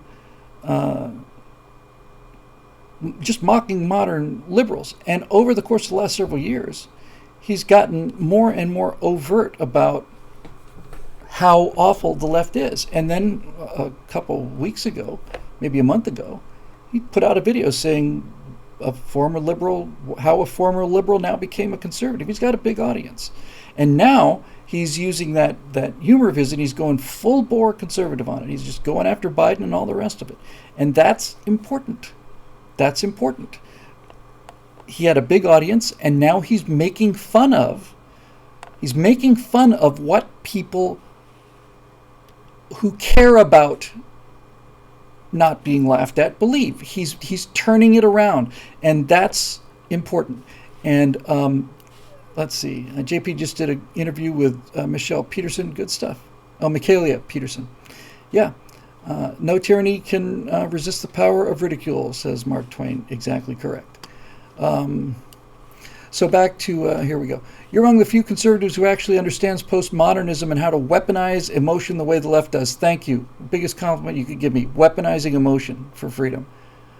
The way the left does, and that is why you're a national treasure. Thank you. That's very sweet. I can't tell you how much words like that mean to me. Keep up the awesome work. I've been a fan of yours since your Michelle Bachmann speech on what Romney should have said. You're always so insightful, coming up with things no one else does. Especially love your turn of phrase, "I'm a conservative of liberal values," on Dave Rubin. That sentence alone caused me to change so much of what I think, because it's perfectly true and fits on a cue card. Never really followed Rush, but the way you speak of him is sort of how I think about you. That is exceedingly kind. Thank you. Did I get the books I sent you for Christmas? I did. And this is another one of the burdens I carry all the time. I get a significant amount of stuff, and I mean to write them all personally, and the next thing I know, I'm on the next day and I've got the next crisis. So I'm very genuinely, honestly sorry I did not get back to you about that. I'm an author and game designer trying to help produce ammo and weapons for the cultural side of the culture war, and could really use a boost. I will get my hands on them. I do so much reading in the course of a day, and virtually all of it is it's just the shovel work I need to do for the job. But I will take a look at those. Thank you. PPS, did you ever see a show called Psychopaths? It's basically predictive of Chinese emotional crime detector on steroids, and I've been saying it'll be our future for some time now. I have not seen that. I did see. Hang on. Come on in. Our ritual. Hi, we're good, thank you. Have a good night. Right. I did see the second season of Love, Death, and Robots, and I'd like to talk about those, although not tonight, I don't think. And somebody recommended another Netflix series called Black Mirror, and those are hit and miss, but the ones that hit are fantastic. There's an episode of Black Mirror that's basically kind of, well, it's about people that end up in a Star Trek simulator, and it's really good. So anyway, there we go. Hey Bill, whatever happened to the and thank you again for those kind words, sincerely. Henry Lumley again. Hey Bill, what happened to the Durham report? Funny how they got memory hold. What happens when Durham is brought up in question like Mueller was? What are conservatives going to do when Durham suddenly cannot remember anything about the case that he's supposedly been investigating for the last 2 years? Henry, the thing that I've seen since November of last year is that it just doesn't matter. That evidence no longer matters. That it's just we are living in a post-truth era. It doesn't matter. If you can murder a witness who's got so much dirt on Bill and Hillary Clinton in front of the entire nation and nobody does anything about it, then nobody's going to do anything about a report either. It doesn't matter. All of the stuff about Donald Trump slowly leaking out that he was right about everything. And likewise, we keep finding things like Maricopa County. Oh, they destroyed all the records. Did they now? That should have been... Look, it's all the media. It's all the news. We do not have a news media. We have a propaganda machine. And if we had a news media, just the destruction of the voting records in Maricopa County alone would be enough to bring down this entire Biden administration. Just that. But we don't have that. And since we don't have that, we are stuck with two Americas. And one of the Americas is the America that gets the news that's on the surface, and the other America is the one that is so outraged by this on a moral basis that they go looking for the truth. And that's basically what we got. We got people who accept what they're being told, and you can't really blame them for that. You can't really blame them for that. If all you've ever heard was one thing, and that certainly was the case when I was a progressive. I was never a progressive, I take that back. I was a liberal. I was pro-America, pro-business, pro-military, at my most liberal. But you can't expect people to go looking for something that they don't know is there. And, there we are. So,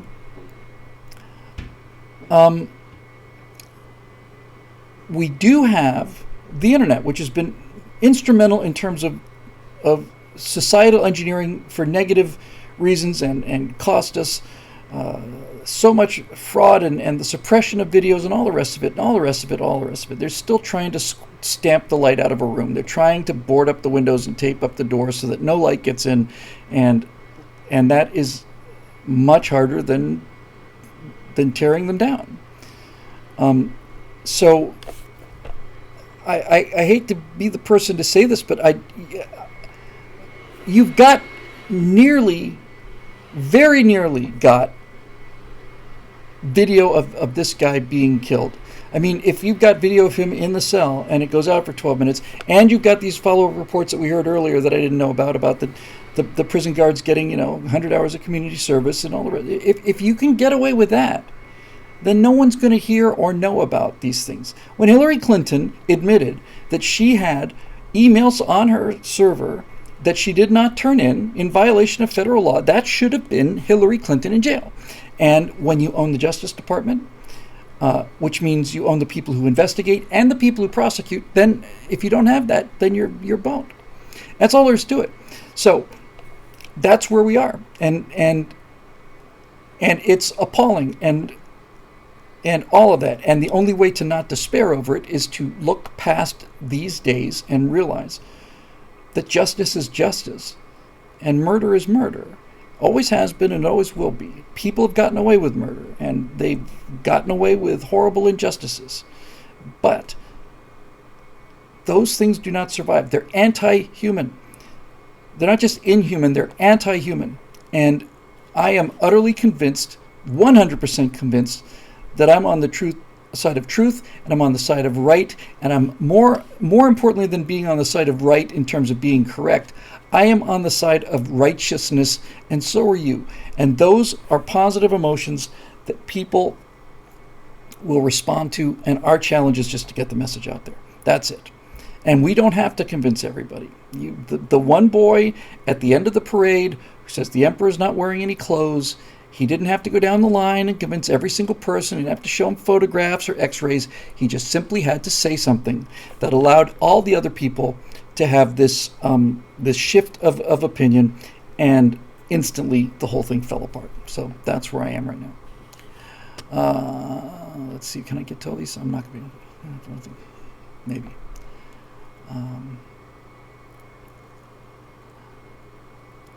All right. Looks like Rodney Rowe. Hey, Rodney. Hold on, I think this might be a response. Yes, that's a response. And so is that. Here's one that's not. Bill, would you please consider doing a YouTube live stream where you accept super chats? I have no idea what a super chat is. Rodney? I haven't got the faintest idea. I guess I'm about to find out. You can use Entropy to take the super chats if the channel is not monetized and they don't take 30% like YouTube. You would think that a person in my business would know about these things, but you'd be wrong. The response to the questions don't need to be long, just quick off the top of the head thoughts. It would give us the interaction many of us are dying for, and would really help support the channel. Also, based and red-pilled is actually based, not biased. It means well-grounded, taking the strong right-wing position in the open, and you should already know red-pilled. You're such a boomer, and we love you. One more thing, check out white rapper Tom McDonald if you want to peek into how the Zoomers are doing it on their own, putting out top-selling songs without the establishment and with strong anti-woke right-wing messaging. It's a win. Thank you for that, Rodney. I'm going to look into all of this stuff. And let me just say this. This is why they're going to lose. They're going to lose because of the Stratosphere Lounge. Not just because of the Stratosphere Lounge, but they're going to lose because of the presence of the Stratosphere Lounge. Here we are talking to each other. Not a whole lot of us, but nevertheless, it is encouraging to a number of us to be able to talk to other people and find out we're not only alone, that we're right and provably right, and that the people who agree with us are just awesome people. The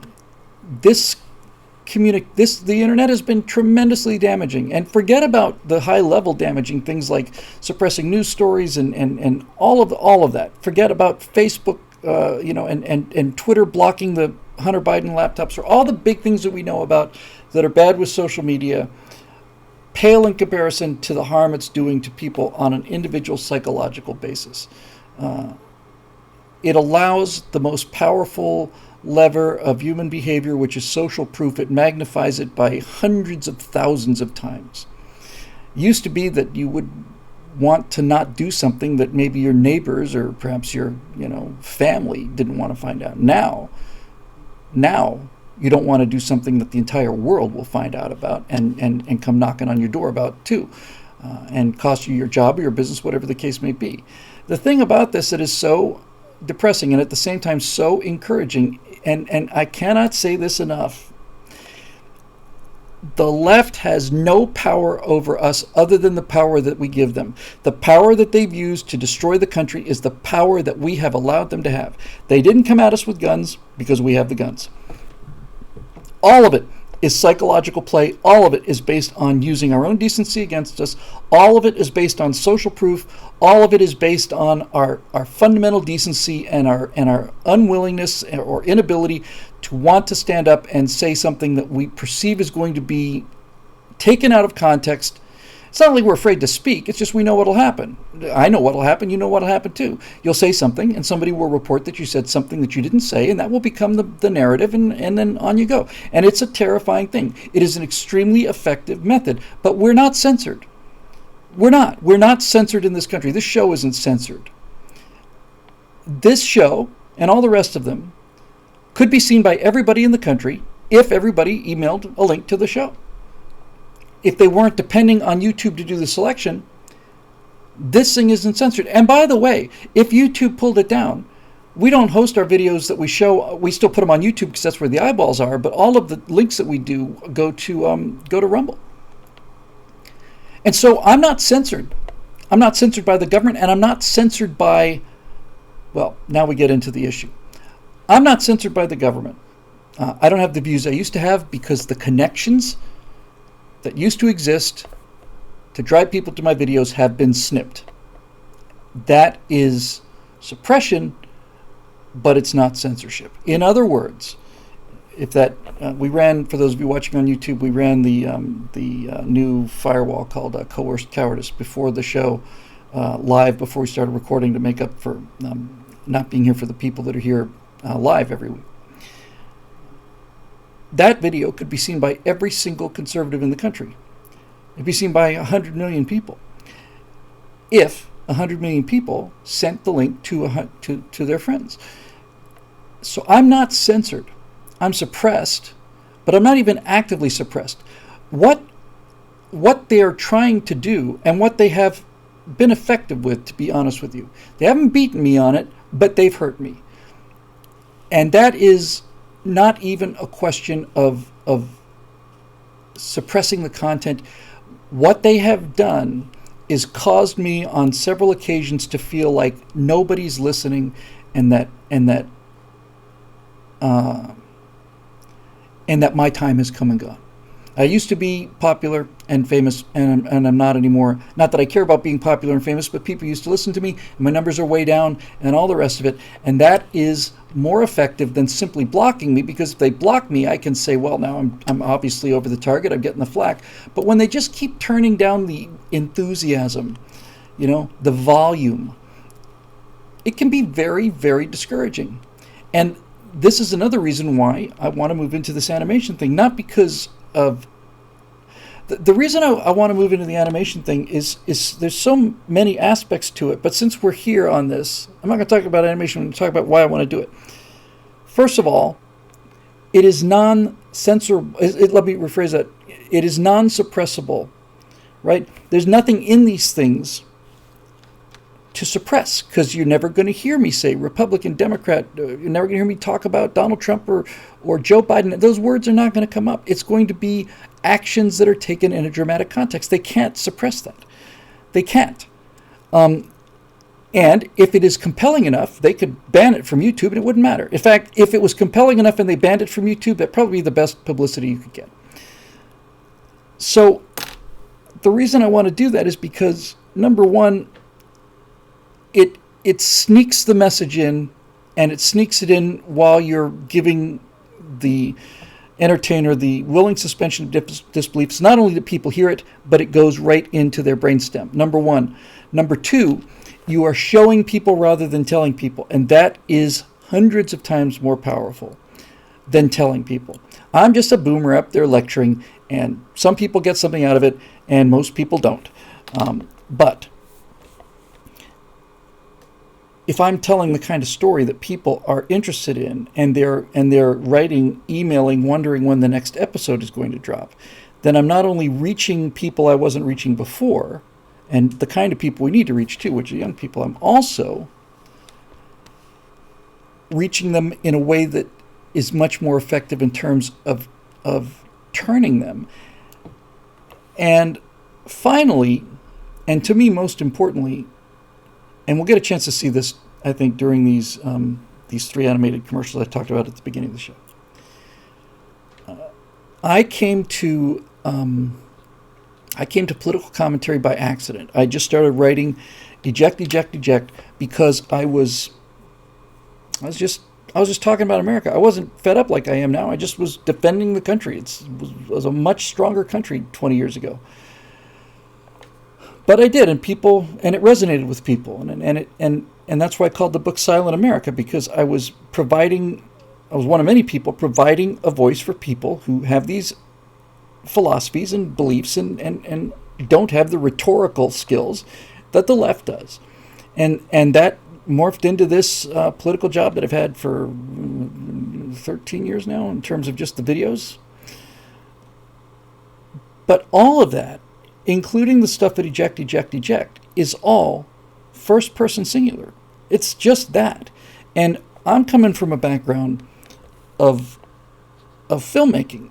And in filmmaking, I have an entire toolbox. And so during my entire career, folks, during the best work I've done and the worst work I've done, and all of the support I've gotten, especially from the members, obviously, I have been doing everything that I've been able to do with a chisel. That's it. I have done everything that's possible to do with a chisel and a hammer. And that is first person singular, direct to the audience.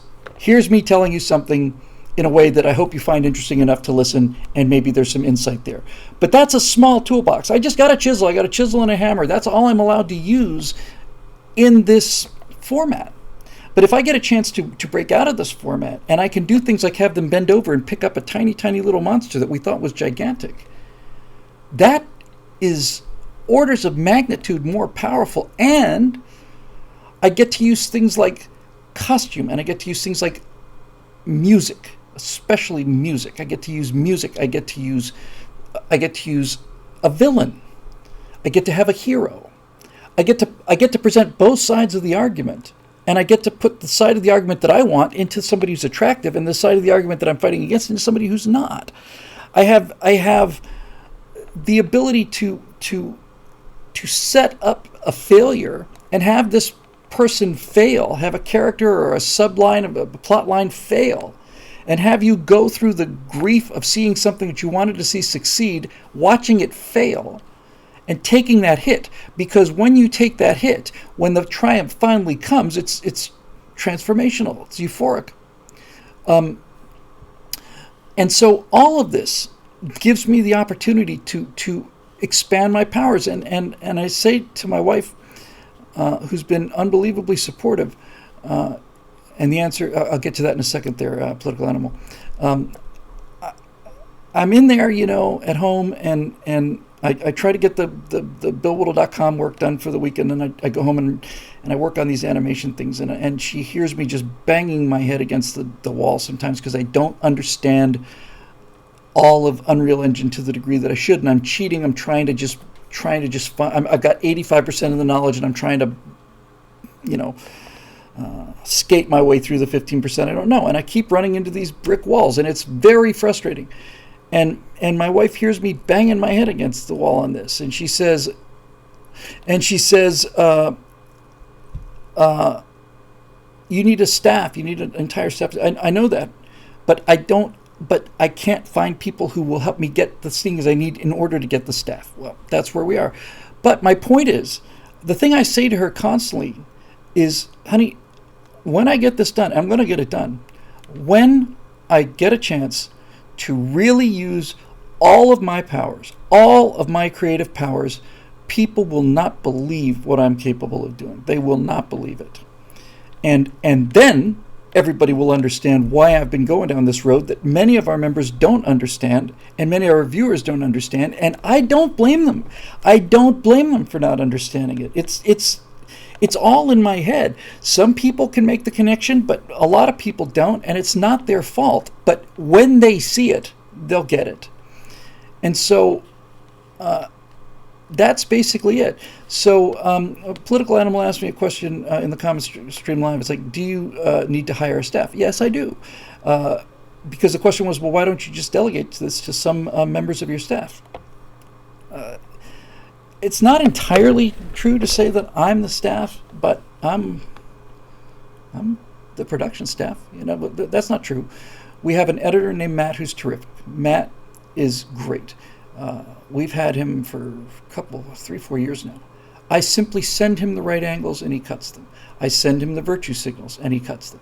And he always gets it right, and he's got a great attitude, and he has taken days worth of work off my shoulder every week. Honest to God, if I was having to edit these things on top of it, I would genuinely be underwater. And we have Shelly, who's our operations manager, and she keeps the business going, and all of the things that I do, that all the opportunities like I missed, like for instance, thanking you for the books you sent me. All of that stuff would be much worse if it weren't for her. And Scott, of course, is the great unsung hero here. Scott posts everything. All of the Facebook posts are written by him.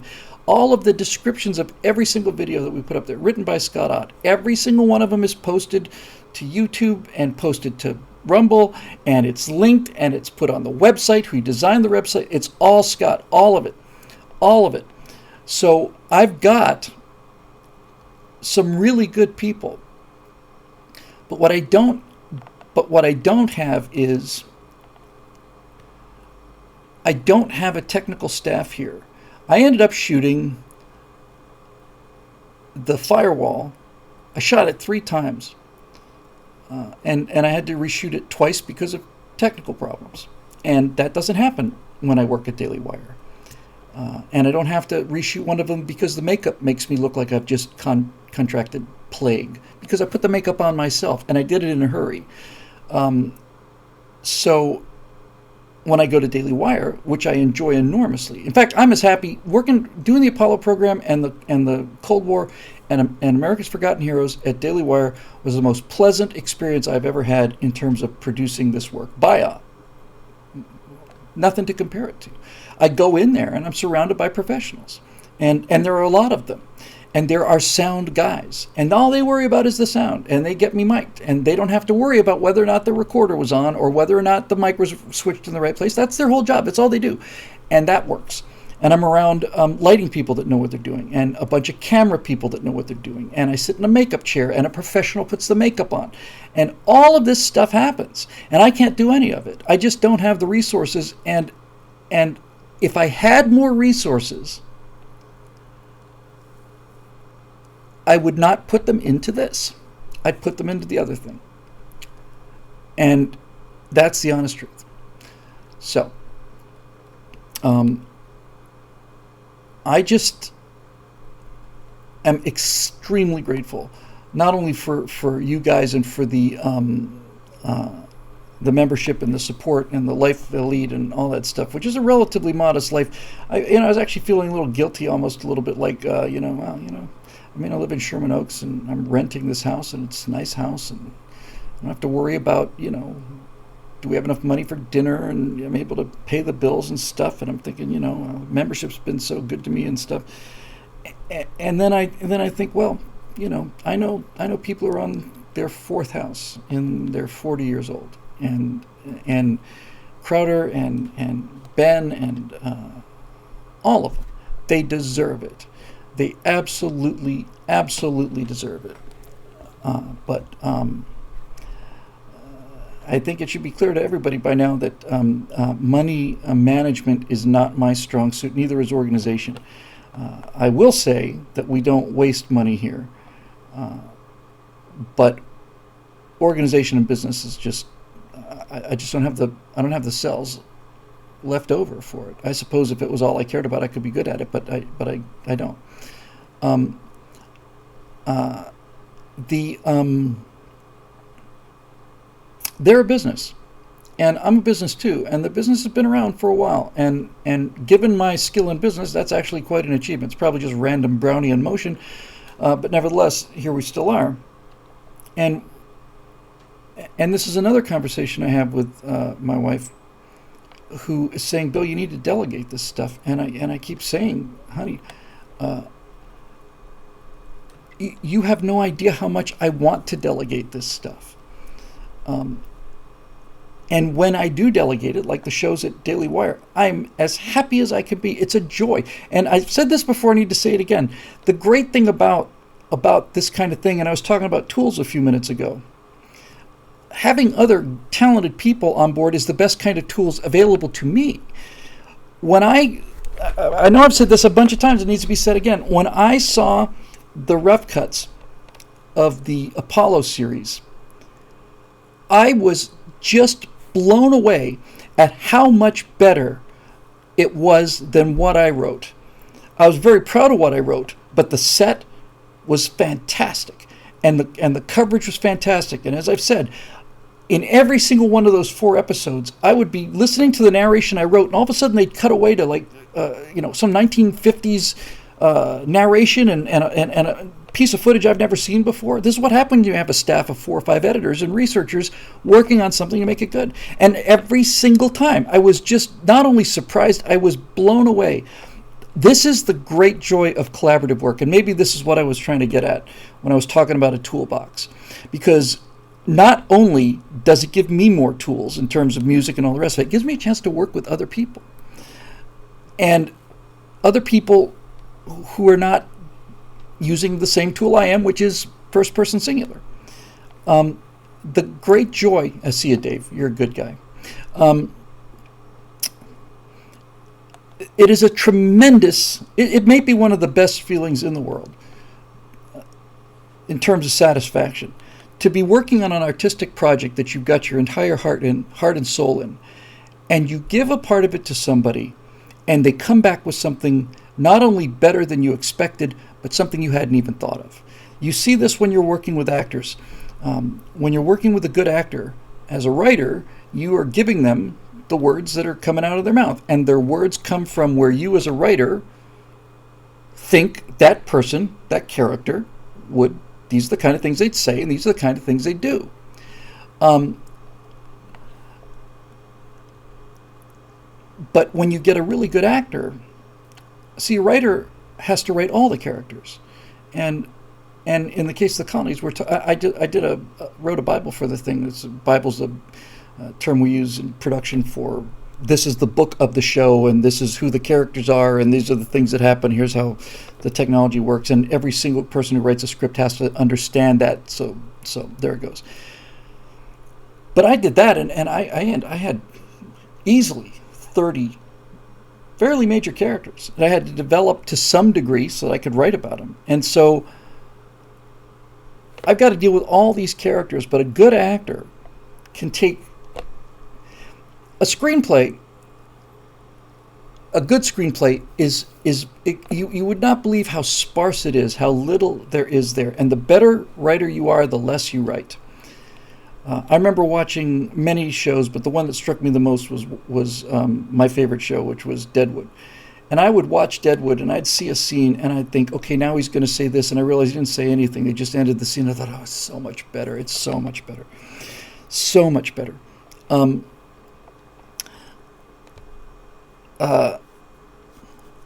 So here's the guy who's writing it, maybe executive producing, directing, perhaps even.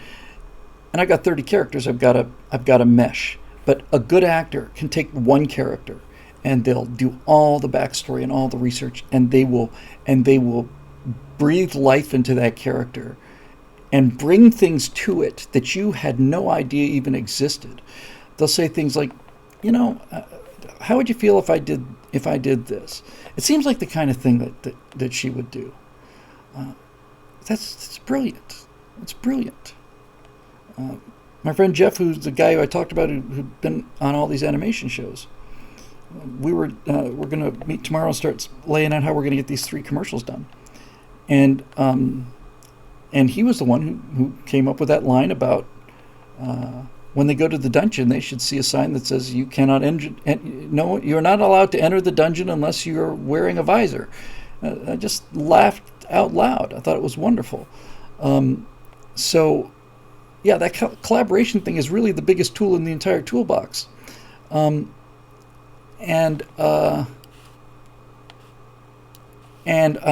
got 2 more questions. There are a couple questions, but 2 people who I haven't covered yet. So let me get to those 2, and then I can finally go to the hall of my fathers, in whose mighty company I will no longer be ashamed. So this is from M. Lightsky. Mr. Whittle, call me Bill, please. M. I was amazed at your embarrassing animation 20 years ago that would have been almost impossible to make, which leads me to wonder, what is your primary job here, and what tasks should you be hiring out? Movies have hundreds of jobs and people to make them happen. Roll credits. Surely success requires at least one other person. It absolutely does. So that actually was a very, very timely question in terms of what I was just talking about. So here's where I am. I'm a guy with a piece of flint and tinder, and I have been given the flint and the tinder by the membership at BillWhittle.com. They didn't hire me to start a fire. They hired me to chop down trees. And that's what I do with my day job. But in the time they've given me and the money they've given me, I picked up a piece of flint and a couple pieces of flint and some tinder. And right now, I am trying to start this fire. And when I start the fire, then everything can go. So to give you as much detail as I possibly can, because of the membership drive we had back in the winter, I have been able to hire overseas people to be working on aspects of things like rigging and texturing and all the rest of it pretty much full time. And that's, $500 a week or something that's extremely good money for them. And because of the generosity of you people and the one-time donations, I can afford to do that. So I've got a number of people who are doing certain specific things for me. And this is where we're talking about the chip thing. I had thought that the fire would occur when I had done at least one, but hopefully 2 or 3 little scenes from the colonies, so that I could take those out without apologies and get the money for a pilot episode, which would be hundreds and hundreds of thousands of dollars. I have no doubt that we'll be able to do that at all, none. But that product has to be something that I can play and not say a word. I can't say we're going to get this animation fixed. We're going to put some music in here, and this will be. No, it's got to be how the show's going to look, and it's got to be compelling. And I can do that, but that's a big hill to climb for essentially one guy who's hiring a couple of freelancers. So now, I've actually added a step between here and there, but it's a step I would pretty much have to take anyway, and that's what we talked about at the beginning of the show. Now I'm going to use animation for the summer membership drive. I'm not going to talk about animation, and I'm not going to show an example of animation. The animation will be the commercial. And the reason that I'm doing this, it does delay getting to the colonies demo a little bit, but not really significantly, because I have to be able to do the things in these 3 commercials in order to do them in that colonies demo anyway. So since I'm going down this road, everything I talked about at the beginning of the show for those 3 commercials, I can do now. Right now. I can do all of them. I know how to do them, and I know how to do them well. So what the strategy is, what the plan is, now, using the free time I can get and the help that I can hire online, now I'm going to put together 3 30-second, 40-second commercials. And I'm going to use those to do another membership drive and another one-time donation drive. And I hope that will be able to bring in enough new members and enough one-time donations for me to be able to have the money to basically hire a producer on a daily basis. It's not economical. And by the way, I am very, very frugal with the money. I wasn't always this way, and you damn near ruined me. But now I look at things, and I've got significant amount of money set aside for this project. I mean, it's not a huge amount of money by modern standards, but it's enough to get it done. And I go browsing for assets, and I'll look at something, and I'll say, it's $40. Do I really need this? I don't. I don't really need this right now. If I need it later, I'll get it. And the reason I bring this up about this cost effectiveness is, if I were to put an animation studio in this room, a full animation studio, if I were to have 4 or 5 workstations there, that probably be enough to do the show. And that's what it's going to need when we finally get there. It's probably going to need a lot more than that. It's probably going to need 20 workstations. But right now, if I were to put 5 workstations here in Los Angeles, those people would cost me full-time. They'd cost me at least $80,000 a year each. At least. I can get people of equal or greater talent to do this work in places like Bulgaria and Italy and Ukraine and Russia and all the rest of it for a tenth of that. A tenth of that. And they'll do better work. And the only disadvantage to that is I don't get to look over their shoulder. The only disadvantage is there's a 12 to 24 hour lag. But that's to save 90%. Wouldn't be possible to do otherwise. So what I need to do is I need to have here, and I've got a couple people pretty much who are doing it. I need to be able to have the key production people, the showrunners, here. And then they interface with freelancers all over the world. And by the way, this is something that Natasha brings up a lot because she's horrified by it, and I've mentioned not too often here. Most of the scripts that are bought in Hollywood's kind of on its way out, but this was true since I've been here since '88. And this will break your heart. But almost all of the screenplays that are actually sold in this town to movie studios never get made, and they're never intended to get made. A studio will see a good script and they'll buy it because they've got money, and they probably have no intention of ever producing this movie, but they'll buy the script because they don't want another studio to get it. They'll just simply take it off the market. Now, if you're a starving writer and somebody offers you $200,000 for a script, that's a hard offer to turn down. I talked about this in the show with Zoe today on Confidence. I talked about Sylvester Stallone constantly turning down large offers of money that he desperately needed for people to buy the screenplay so that Robert Redford, the biggest star in the world, could play Rocky. He said no. See, he's stuck to it. But what I'm trying to say here is the best stories, the best movies you've ever seen are sitting on shelves just behind me on the other side of the hill. And there are thousands of them. Thousands of them. Amazing stories, unbelievable stories, groundbreaking stories. And they're sitting there and they will never be made ever. Ever. Because the people that have the ability to make a movie are not people who understand anything other than the simplest form of money transactions. And these are the people who say, yes, we could take $300 million and make 10 $30 million films. And if we did, we've got so many good scripts that any number of them would be really breakout hits. Or we could take that same $30 million and make another installation of the Avengers. And so that's the choice they make because they think that's more surefire. And in the short term, they're right. In the short term, that $30 million being put into Avengers 17, well, let's say into Avengers Endgame, is a smart investment. But they can't break themselves of the habit. So they will do Avengers 17. And every time they do it, it gets worse and worse and worse, burns out people more and more. They get more and more tired of it. How many reboots have we seen in Spider-Man since, what's his name? Tobey Maguire? I thought he was the best one, by the way. 3? Tobey Maguire, the guy's name I can never remember, and then the other guy's name I can never remember. But they've rebooted Spider-Man 3 times in the last 15 years. And they know that Spider-Man is an incredibly lucrative property.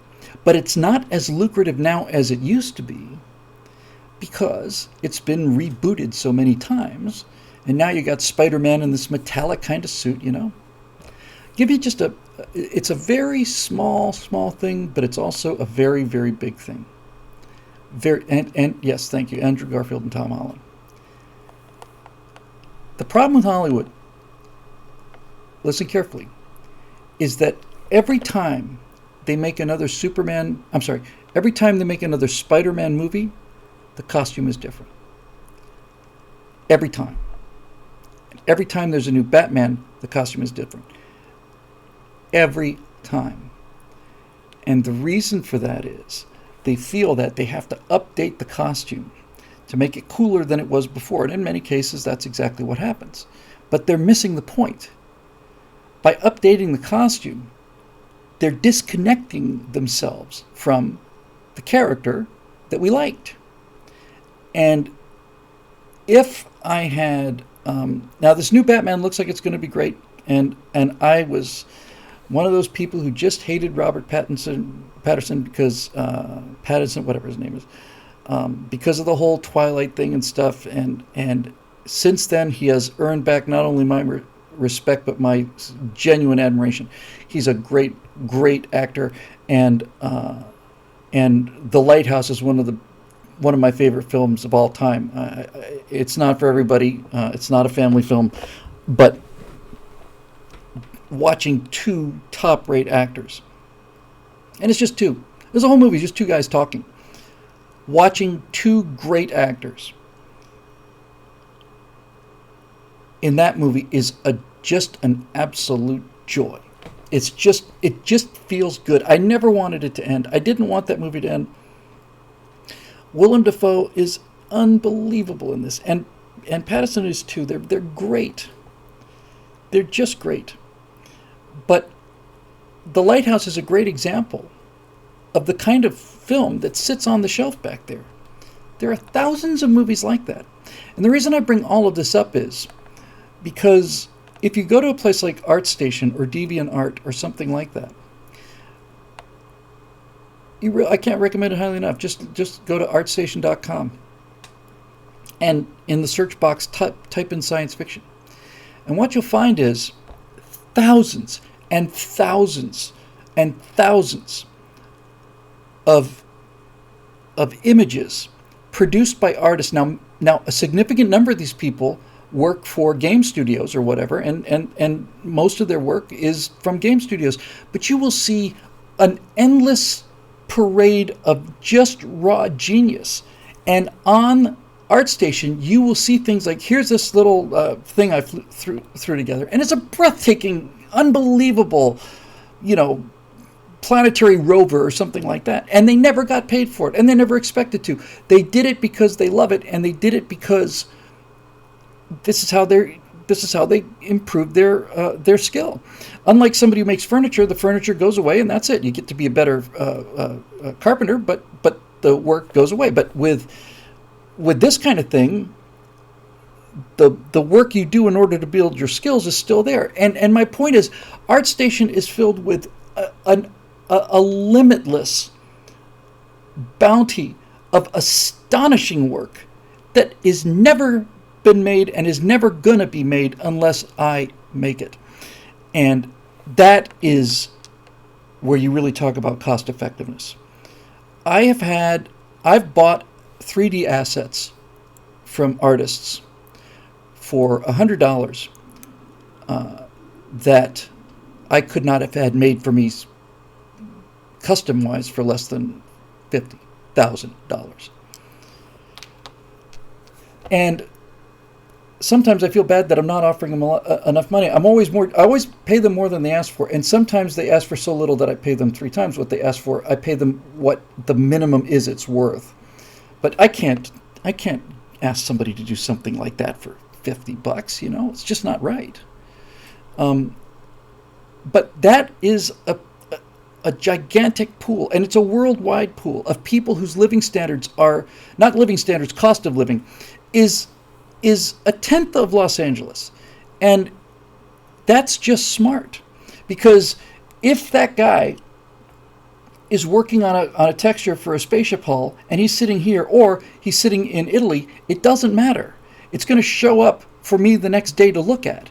It would be nice for me to be able to go from one station to another and just lean over the shoulder, but to save 90%, 95% of your total money, I can afford to type out notes or record them and send them to them. And then it's like Santa's workshop. It's like those magical elves in those old fairy tales. You go to sleep and you wake up and the shoes are made and the elves built the shoes overnight. It's a hell of a feeling, really is. So this is where we are, and I'm at the point now where I'm just and I wish it was going faster, but we are making progress.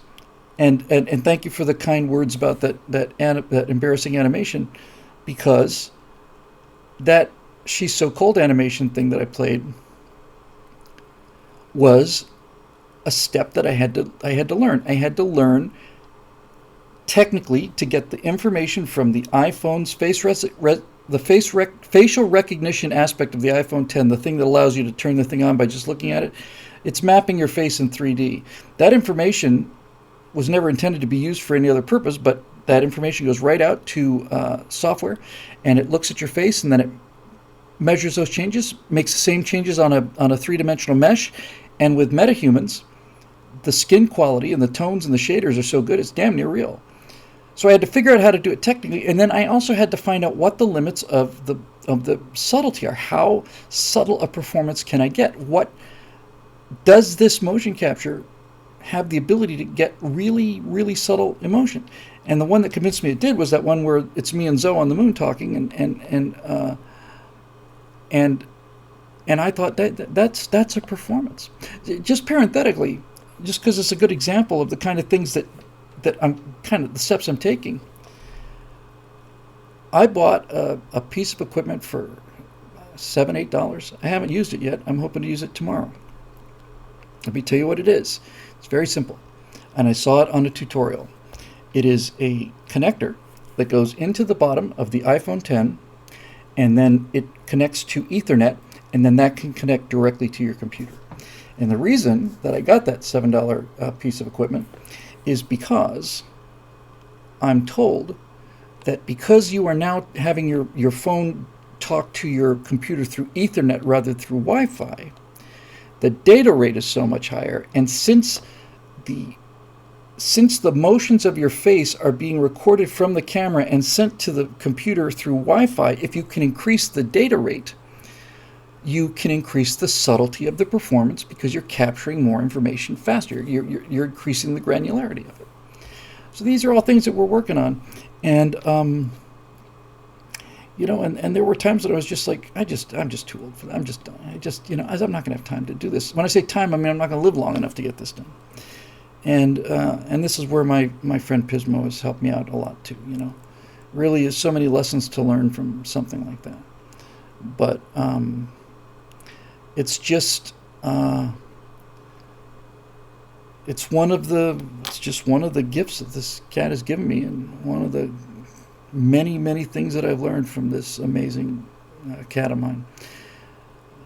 Watching this cat die, he's still with us, but every day he gets a little further away. And thinking about all the things I wanted to do and all the times I should have spent time with him and I didn't, has changed the way I look at myself. It's made me appreciate. It's made me not concentrate so much on how much time has passed. It's shown me what can be done in the time remaining, because the time I've spent with this cat in the last 3 weeks is certainly not more than I spent with them the rest of the time, but the focus is amazing.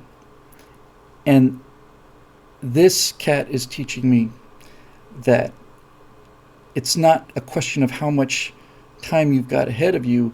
It's a question of how much can you pack into that time. I mean, I don't feel exactly like an old guy, but there are times when at 62 I think to myself, I got to get this thing going, man. Fortunately, I'm in good health, and I have a very, very, very good wife, and so I'll get there. And not only do I have that, I have you guys. I have a member base that's been unbelievably supportive and generous and consistent and forgiving, because we talk about things happening in Bill time, which is faster than geological time, but it's certainly slower than the eye can perceive. But I may spend 5 hours on trying to get to the heart of try to fix a specific issue with the animation. And I sit there and I realize that if I was with somebody who knew what they were doing, this would be a 10-second fix, but I'm going to have to spend 5 hours on it. I know I am. I'm going to have to do all these tutorials. I'm going to have to get down to some little basic fundamental thing that I never learned, and then I'm going to have to do it. And it's very frustrating. And then I look at it and it's like, well, that took 5 hours. But it got done. And now the things that were impossible for me to do, I do in my sleep. So yes, I would like to have a staff, and yes, I'd like to delegate, and all the rest of it. And I'm hoping that these commercials will show people what we're capable of and what the entire idea is about, and that will show enough of a membership gain and or enough one-time donations to be able to really get on this, to keep this wheel turning full-time, even though I'm not going to be on it full-time. I am never going to give up doing these political videos. I might walk them back if this studio is really humming, but this is what people paid for, and it's important. And when people think I'm going to give it up just to do animation, that's not an impression I want to give, because that's not what you've been paying for. But I do hope that as we start to roll actual product out, and hopefully not only will the existing memberships see the value of this, we will get people coming in who see the value of it as well. And that will allow me to take more of my time from this kind of stuff. Not the Stratosphere Lounge, I'm going to do that forever too. But just, give us a chance to do things like hire makeup people and editors and all the rest of this stuff. Other editors, just to make the political work easy. I'll just conclude the show by saying a good friend of mine was a limo driver in Orlando, and when they were putting in Universal Studios Orlando, Steven Spielberg was a consultant there, and he went down there a lot. And Spielberg kept asking for my friend, so my friend drove Steven Spielberg around for years. And Steven Spielberg is making 7 or 8 movies all the time. And that's where I would like to be. And that's where I'm working to be. You're striking this flint and you're trying to get a fire going. You get the fire going, okay. So then it's going to be this project, and I'm going to be heavily involved with this project. I'll be writing the entire first season. I might write the entire second season. I'm going to be directing the first season, all of them, because you have to establish the vision. And then I'm going to turn that over and let other people start writing episodes, and then I'm going to be starting to develop other things. And in a perfect world, I would be able to use my time in its highest level, which is just basically the purely creative stuff, and I don't have to do any of the technical stuff at all. So that's it. Roy said, could Big Bad Problems be a game? Roy, Big Bad Problems can and will be a feature film. It'll almost certainly be a CG film, but I could make Big Bad Problems starting now. And this is why I am so deep into this. It is a puppet show that is now reaching the level of realism that makes me comfortable. And the beautiful thing about this is, while I look at these animations and think, it's not quite right, this could be better, that could be better. Unreal 5 came out with the ability to load billions of polygons into a scene, and breathtaking photorealistic lighting. And the thing that reassures me so much is I'm coming into this. I've been doing 3D graphics since '92, but it's actually starting to coalesce just at the moment in history when photorealism is becoming available to everybody for essentially nothing. Epic Games releases Unreal Engine, which is it's the most astonishing piece of software I've ever seen. And it's free. And that's genius, because the deal that Epic has is that if you use Unreal Engine in a game, if you make a certain amount of money, they get a percentage, and if you make more money, they get a bigger percentage. And so they've made it free. So they've open sourced it. So there are millions of people using Unreal Engine, and most of them are producing junk.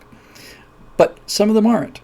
And then when they, I heard they got bought by the Chinese. That didn't make me happy, but whatever the case may be, recently when they started to come out with this Unreal 5 engine, they bought a company called Quixel, which does I can never get it right. They photo scan environments.